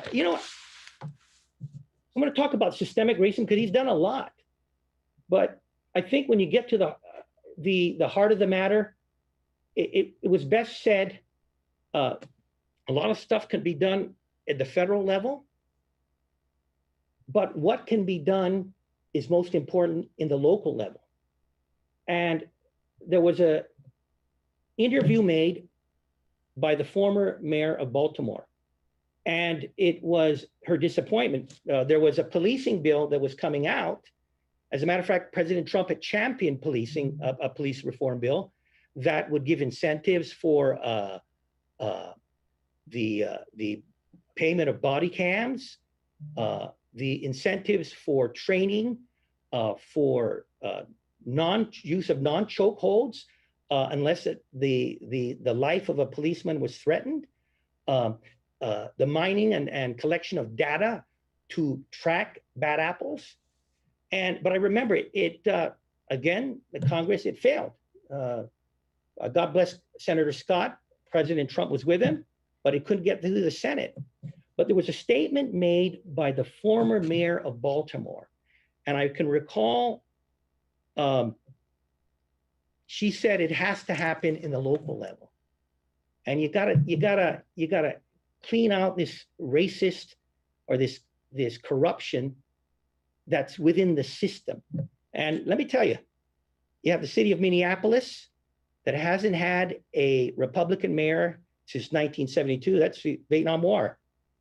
You have the city of Atlanta that has not elected a Republican mayor since 1878. And by the way, history, Guam was still a part of the Spanish Empire in 1878. St. Louis, the murder capital of America, it last elected a Republican mayor in 1944. World War II was raging, and Guam at that time was part of the Empire of Japan. We seem to be in the middle of all these great empires. Chicago, the city with enough murders to be considered a war zone, hasn't had a Republican mayor since 1931, the height of the Great Depression. It certainly does. President Trump, let me continue. President Trump and Republican Party aren't to blame for the catastrophic failures of these American cities. I'll be blunt. The sole responsibility lies in those Democratic Party bosses that have had control of some of these cities, not only for decades, but for centuries. The Soviet Union had the Soviet Union, I can recall, had one party rule, but it was only for 72 years. Atlanta's had it for 140. So if there's anyone that has blood in their hands, it's those leaders. From the murders, the looting, the anarchy that has arisen. I'm not sure those folks that have caused that, I'm just going to tell you, it's been the supporters of Joe Biden that have been responsible for this. And it's those party bosses that have perpetuated control of these cities for decades and centuries. And Governor Calvo, just let's be clear. We don't know. I'm almost over. If I think President Trump, we reelect him, that'll be the first big step in getting rid of the systemic corruption. But this election, you got to get rid of those party bosses that go to the same cocktail parties, the same fundraisers, the same conventions that have controlled these cities that are collapsing. And that all came from the Democratic corruption in these cities that were controlled by the Democrats for decades, if not centuries. Governor Calvo, let's get back on track here. And I do want to make it clear. I was on track. We don't know who, I mean, on track with in terms of answering the questions from the community, which is why we are here. And I do want to make it clear, the protesters, we don't know who they're voting for. This is your opportunity to speak on behalf of the Trump campaign to this group of AAPI voters, which is the largest and fastest growing group of minority voters. And I want to bring in another live question right now. I just got to correct. I think by reading the graffiti, I don't see much love letters to President Trump. There was some graffiti that pretty explicit. Okay, continue. Let's go ahead and bring in Shenlin Chen. She is joining us from Detroit, Michigan. Shenlin, are you there? We're happy that you're taking part in this town hall and you have a question for the Trump campaign. And there you are. Fantastic. If you can hear us, please go ahead and take it away. I know you're the president of the Association of Chinese Americans. Thanks for joining us. Hi, Governor Calvo. Good morning. Hi. Good morning to you. Well, it's an honor to meet you online. I'm Shenlin Chen from Detroit, Michigan. I am the president of the Association of Chinese Americans, and thank you for taking questions from the community. Detroit is home to Vincent Chen, a victim of a hate crime and racial killing 38 years ago, just this past Tuesday. Today, the AAPI community is once again being targeted. We are being wrongfully blamed for the spread of COVID-19, despite our efforts, including some loss of lives, to fight the pandemic on the front line. And also, Asian Americans have been identified as a model minority. However, 1/3, like someone mentioned earlier, 1/3 of our population is limited English proficiency, and half of them is foreign born. In our work, we see many underprivileged families and individuals, especially seniors, immigrants, are afraid getting sick or receiving treatment they need to have in the hospital due to the lack of health insurance and essential language support. So my question for you, and I know that you have mentioned some earlier, but would you please elaborate a little bit on what are the plans at the national and federal level to ensure that all AAPI Americans can obtain affordable health coverage through either Medicaid or Marketplace with appropriate language assistance as a priority in your administration? And if elected, what specific actions will you take to help unify Americans? And what message will you send to help the country heal physically and emotionally? Thank you. Okay, thank you so much. But it's ironic you mentioned Detroit, and I hate to rub it into the Democratic Party bosses, but the last time Detroit had a Republican mayor, I think was 1962. So again, some of the systemic issues of corruption you see in Detroit has to do with the same folks that meet with President Biden in the convention that are held by the Democratic Party. When it comes to COVID response, you know, if you take a look at the unprecedented efforts in terms of healthcare, the president invested $2 billion in community health centers, helping 28 million patients, a lot of them of a minority and Asian American Pacific Islanders. The president signed legislation to guarantee coronavirus testing free of cost sharing, removing financial obstacles for Americans who would otherwise be unable to access them. $2 billion was devoted to support hospitals with high COVID-19 admissions based on their Medicare and Medicaid disproportionate share and uncompensated care payments. The federal government is also covering the cost of coronavirus treatment for those that can't afford it. And healthcare, also I'm looking at the most vulnerable. The president is committed to protecting Americans with pre-existing conditions. The president is signed into a historic right to try legislation, which is giving the terminally ill patients hope that they can try new experimental drugs. The president signed into law the Childhood Cancer Star Act, and that gives about $30 million every year for child cancer research. The vice president mentioned Obamacare. And folks, you got to recall and look at the historic fact of Obamacare. The last 3 years of Obamacare under President Obama, the cost of premiums went up by 34%. A lot of that were on drugs. And by the way, I'm in the insurance industry. The administration, I guess they made their deal with the lawyers and with Big Pharma. So the scapegoat were the insurance companies. The only group that tries to do the managing and ensuring there's a check and balance so that the healthcare providers and the drug companies aren't gagging us with prices that are going up. So what President Trump has done in focusing on bringing the drugs down, prices, FDA has approved a record number of generic drugs for every year of the Trump presidency. The increase in generic drug use from Americans has saved about $26 billion for the first 2 of the years of the Trump administration. The president signed legislation eliminating the pharma gag clause. And what the gag clause is with pharmaceuticals or with pharmacies is that gag clause prevented pharmacies from telling consumers about the lower price alternatives to expensive drugs. Now, the president is also pushing for drug makers to show their prices on ads and taking steps towards importing less expensive drugs from Canada.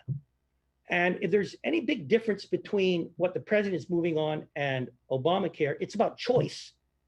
Obamacare was about single payer, and we tell you what to do and what to use. This administration expanded the use of short-term, limited duration health insurance plans, TLDs, which offer more choices at lower cost to consumers. The administration has expanded access to association health plans, they're called AHPs, and that make it easier for small businesses to band together to offer better insurance and lower premiums. You know, a lot of our Asian American business, specifically, are small. So this allows them, similar to a co-op, to come together, to band together to buy insurance plans. The administration also expanded the health reimbursement arrangements. Those are called HRAs. Now, this is interesting. It allows employees to use money from their employer to buy the insurance of their choice. So you're working from somebody, that company is already providing a certain amount of money for insurance. Well, it's just saying, hey, we'll take that money and let us, and I'm talking the employee, make that decision.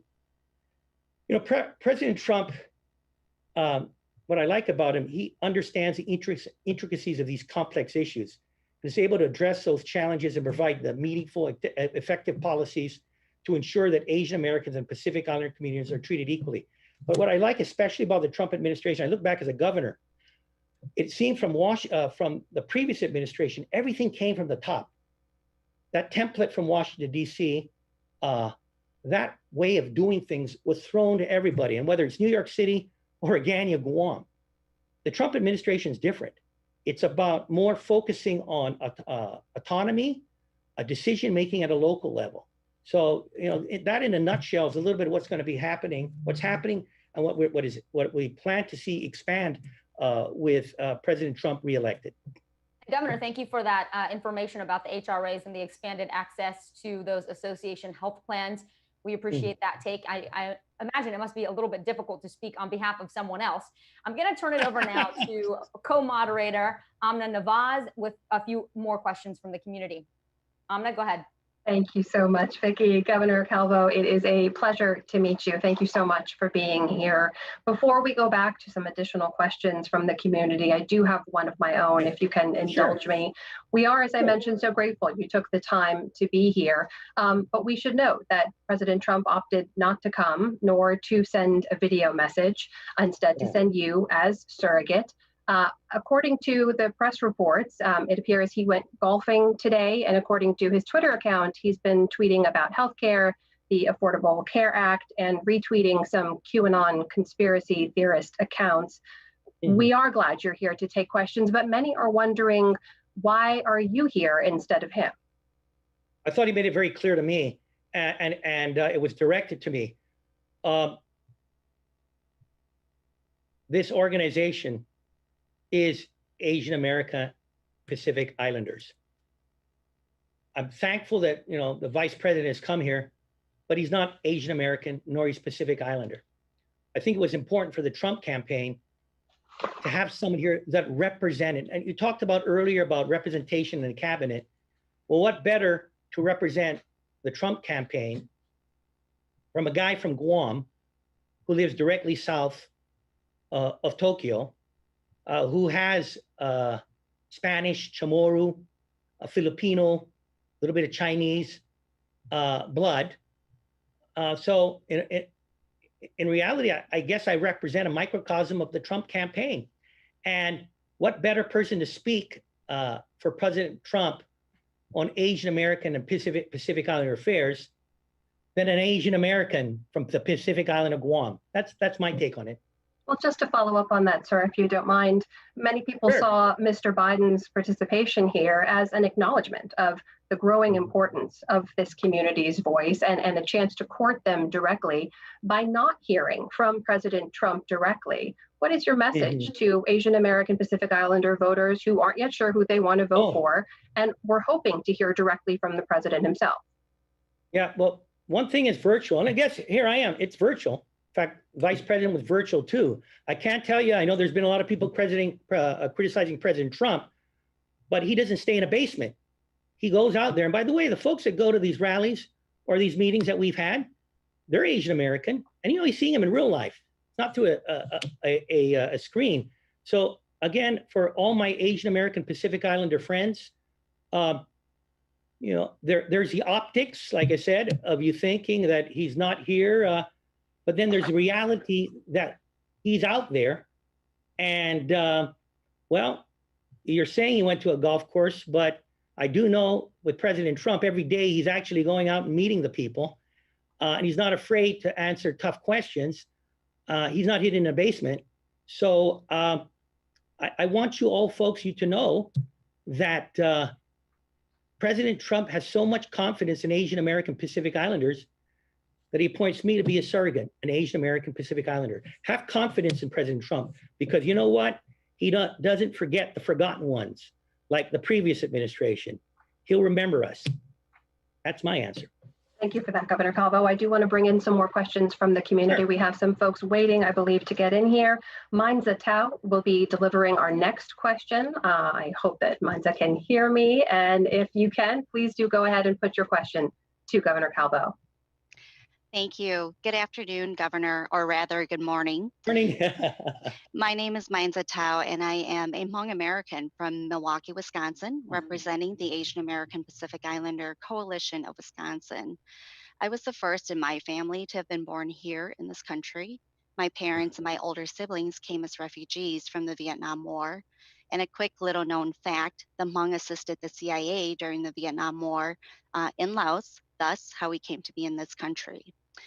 Governor, much of my career has been spent in economic development and in affordable housing, especially in underserved communities, such as our AAPI communities. So as you can imagine, I have seen great disparities in these underserved communities in both of these arenas. And especially during this pandemic, our AAPI businesses have suffered greatly because AAPIs have been unfairly blamed for the virus.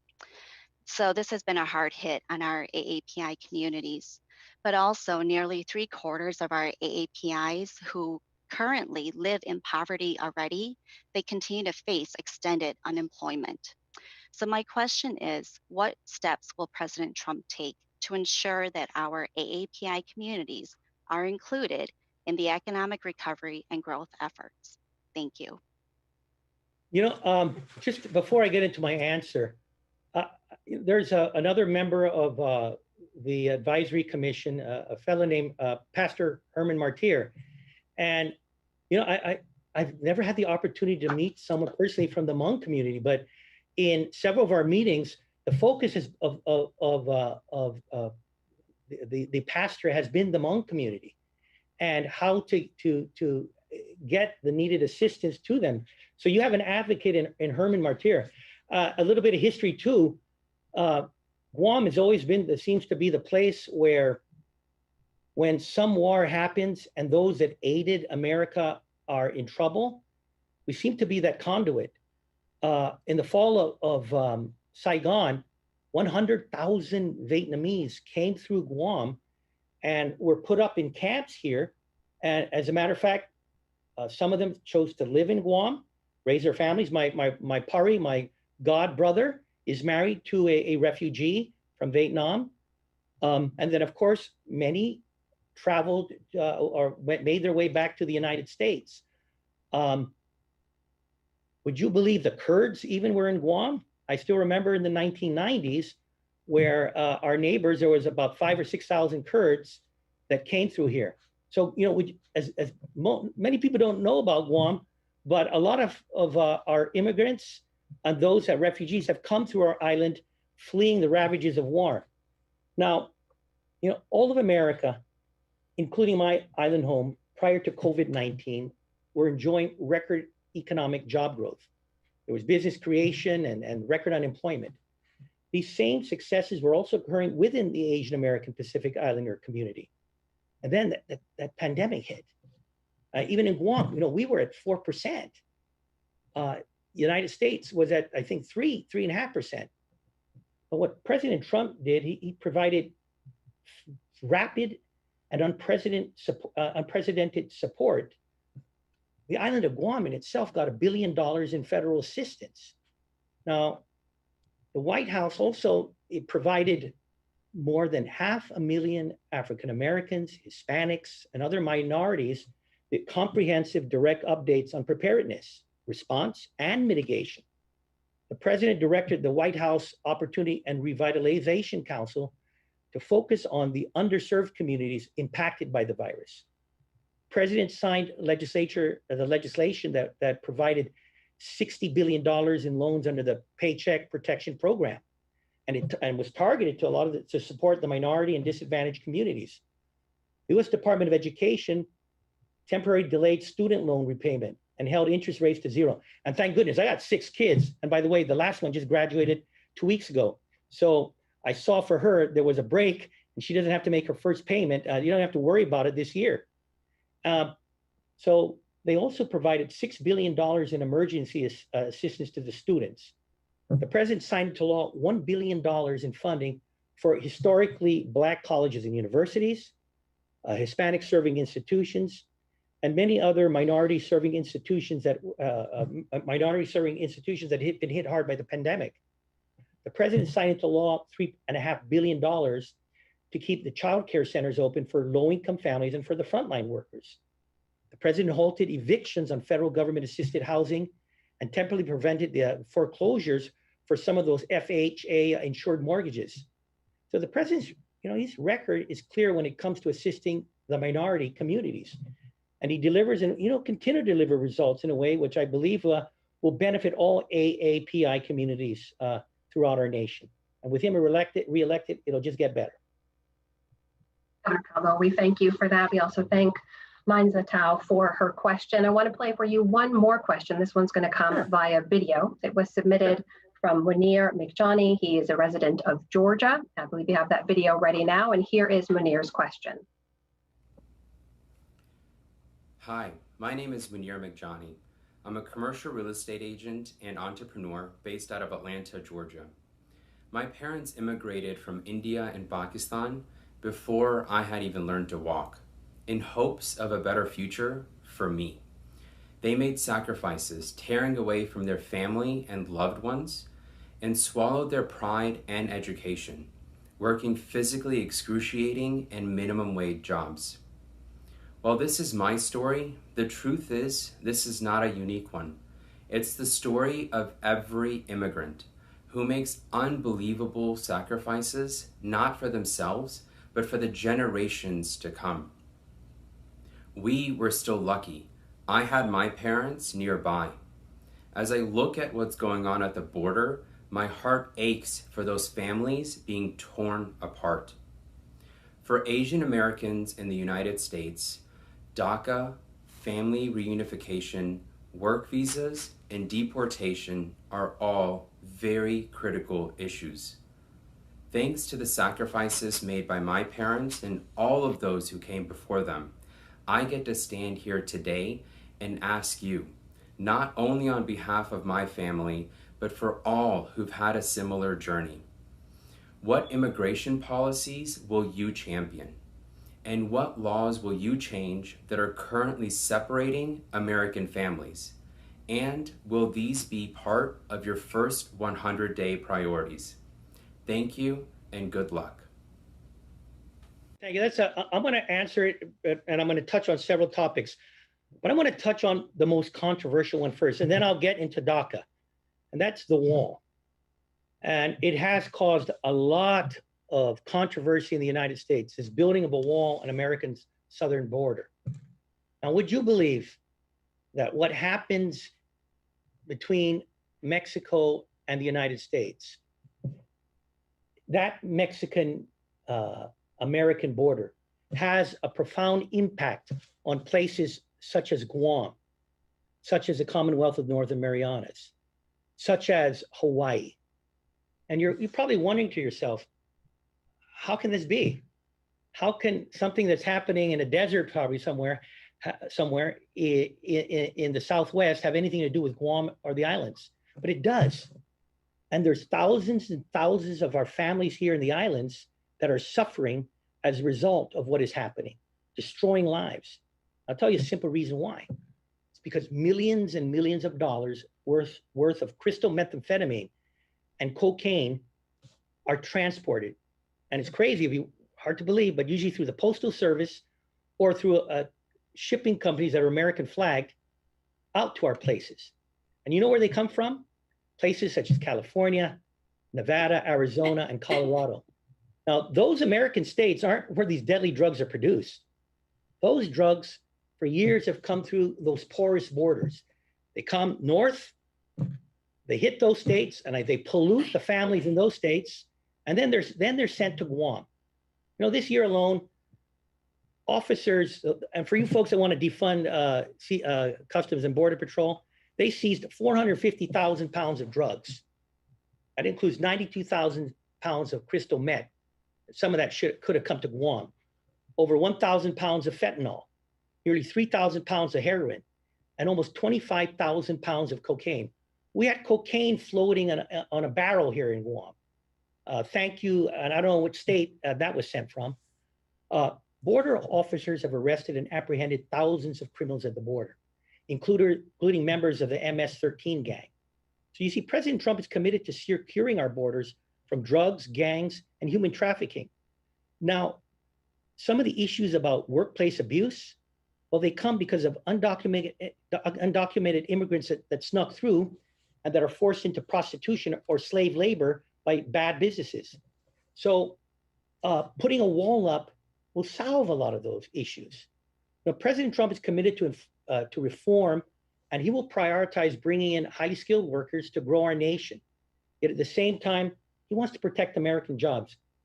You know, it's interesting. I recall as governor that we had a skilled labor shortage. Now, Guam's only got 8% of our workforce workforce in construction. We got about $1 billion in just military construction a year for the next 3 years. We don't have enough workers. We graduate maybe 100 out of our schools a year, but that's not enough to fill the demand.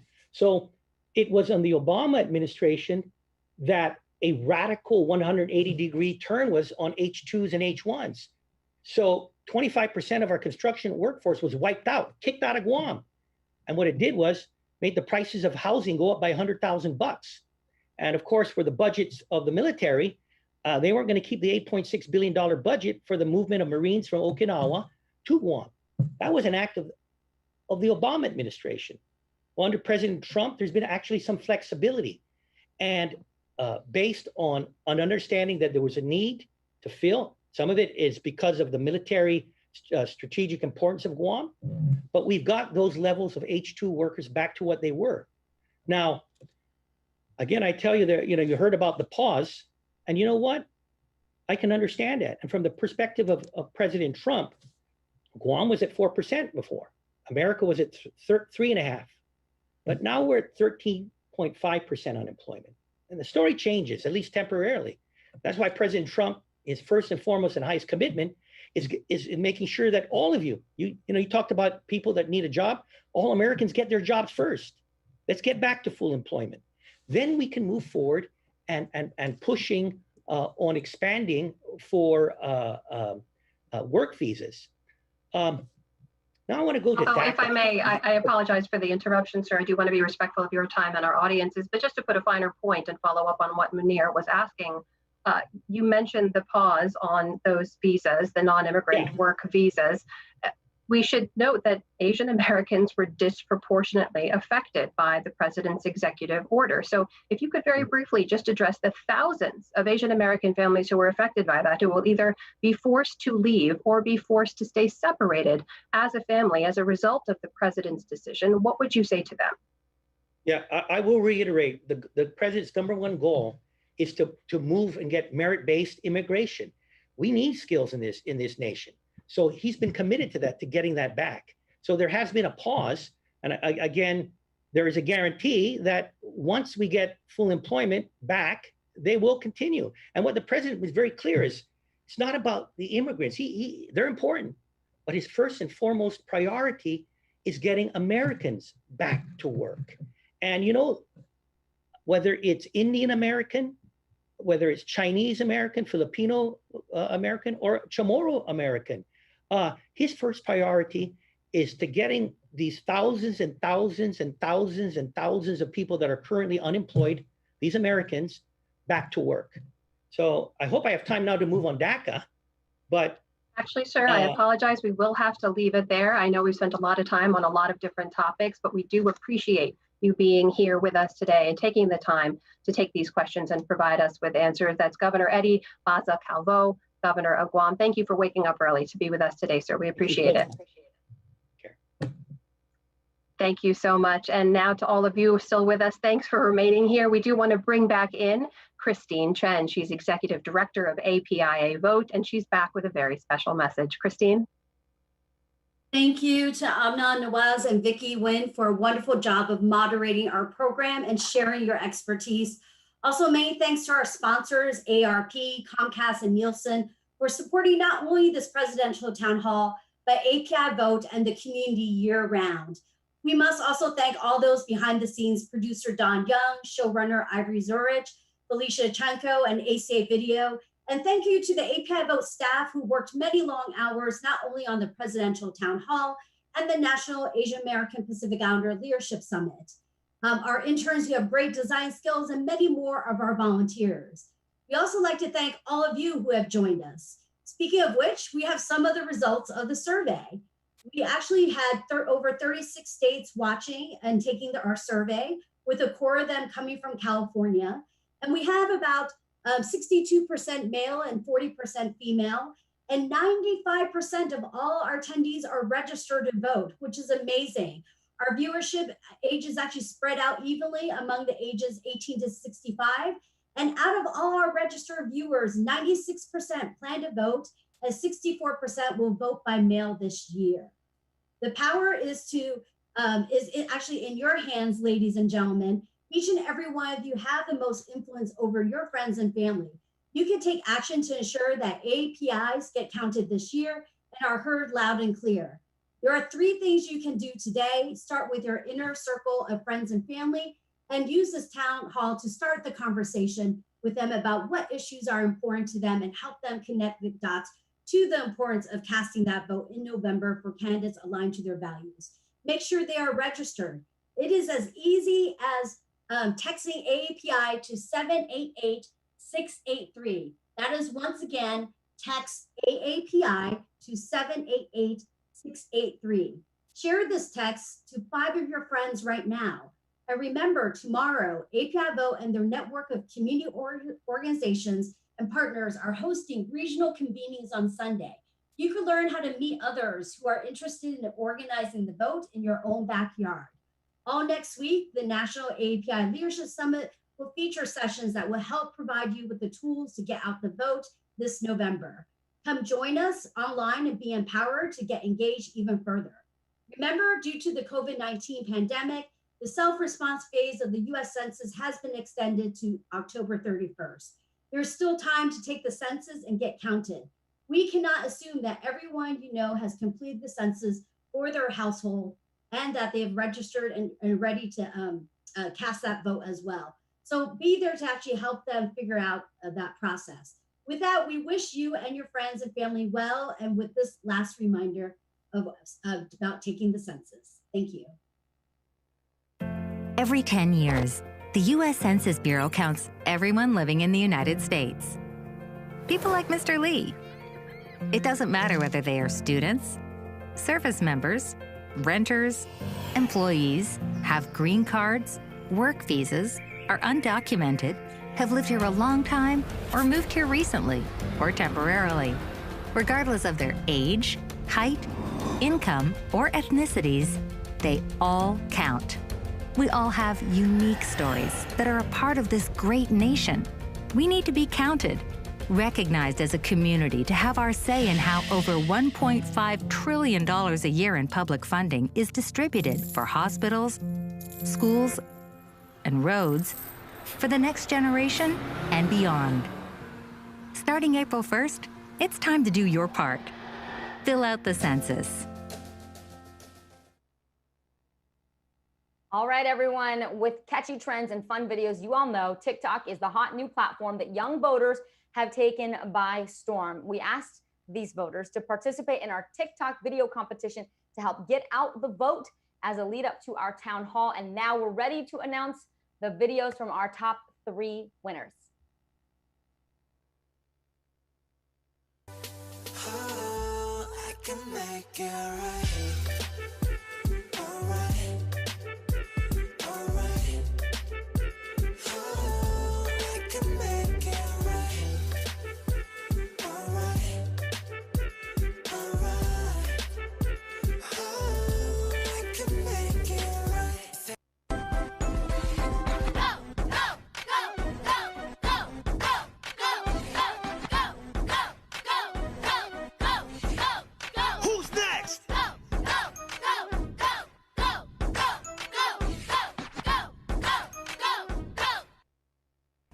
Girl, don't do it. It's not worth it.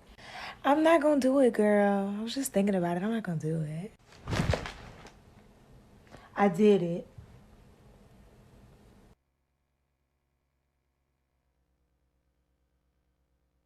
Those were incredible. Can we just agree, Vicky? I will never make a TikTok video as good as any of those. They did a fantastic job, and it was fun to see. And it's fun to see the young Asian American voters getting energized. Absolutely. Hey, we just want to take a minute now to thank everybody out there for joining us today. Thank you to those TikTok videos for sure, but thank you also, again, to the campaigns for recognizing the importance of the Asian American, Native Hawaiian, and Pacific Islander communities. Let's not forget, everybody, that this year in presidential battleground races, in states and local races across the country, Asian American Pacific Islander voters are poised to play a pivotal role in the 2020 election. So I just want to say it has been my honor to serve as one of your moderators today. Remember, our job as journalists is to make sure you have the information to feel empowered to go participate in our democracy. It's my sincere hope that we were able to do that today. So thank you for that. Vicky? Amna, as we all know, the events of the past few weeks have really underscored there's been a formidable shift in priorities, with social and racial justice taking center stage for so many of us, along with the sense that all voices are now demanding to be heard. Asian Americans and Pacific Islanders are more forcefully exerting themselves throughout culture and society. We certainly hope that you've been inspired to use your voice in these months prior to the election. Remember, our collective voices matter. I'm Vicky Nguyen. On behalf of Amna and APIA Vote, we would like to extend a huge thank you to Vice President Biden, Governor Calvo, and of course, all of you for joining us today.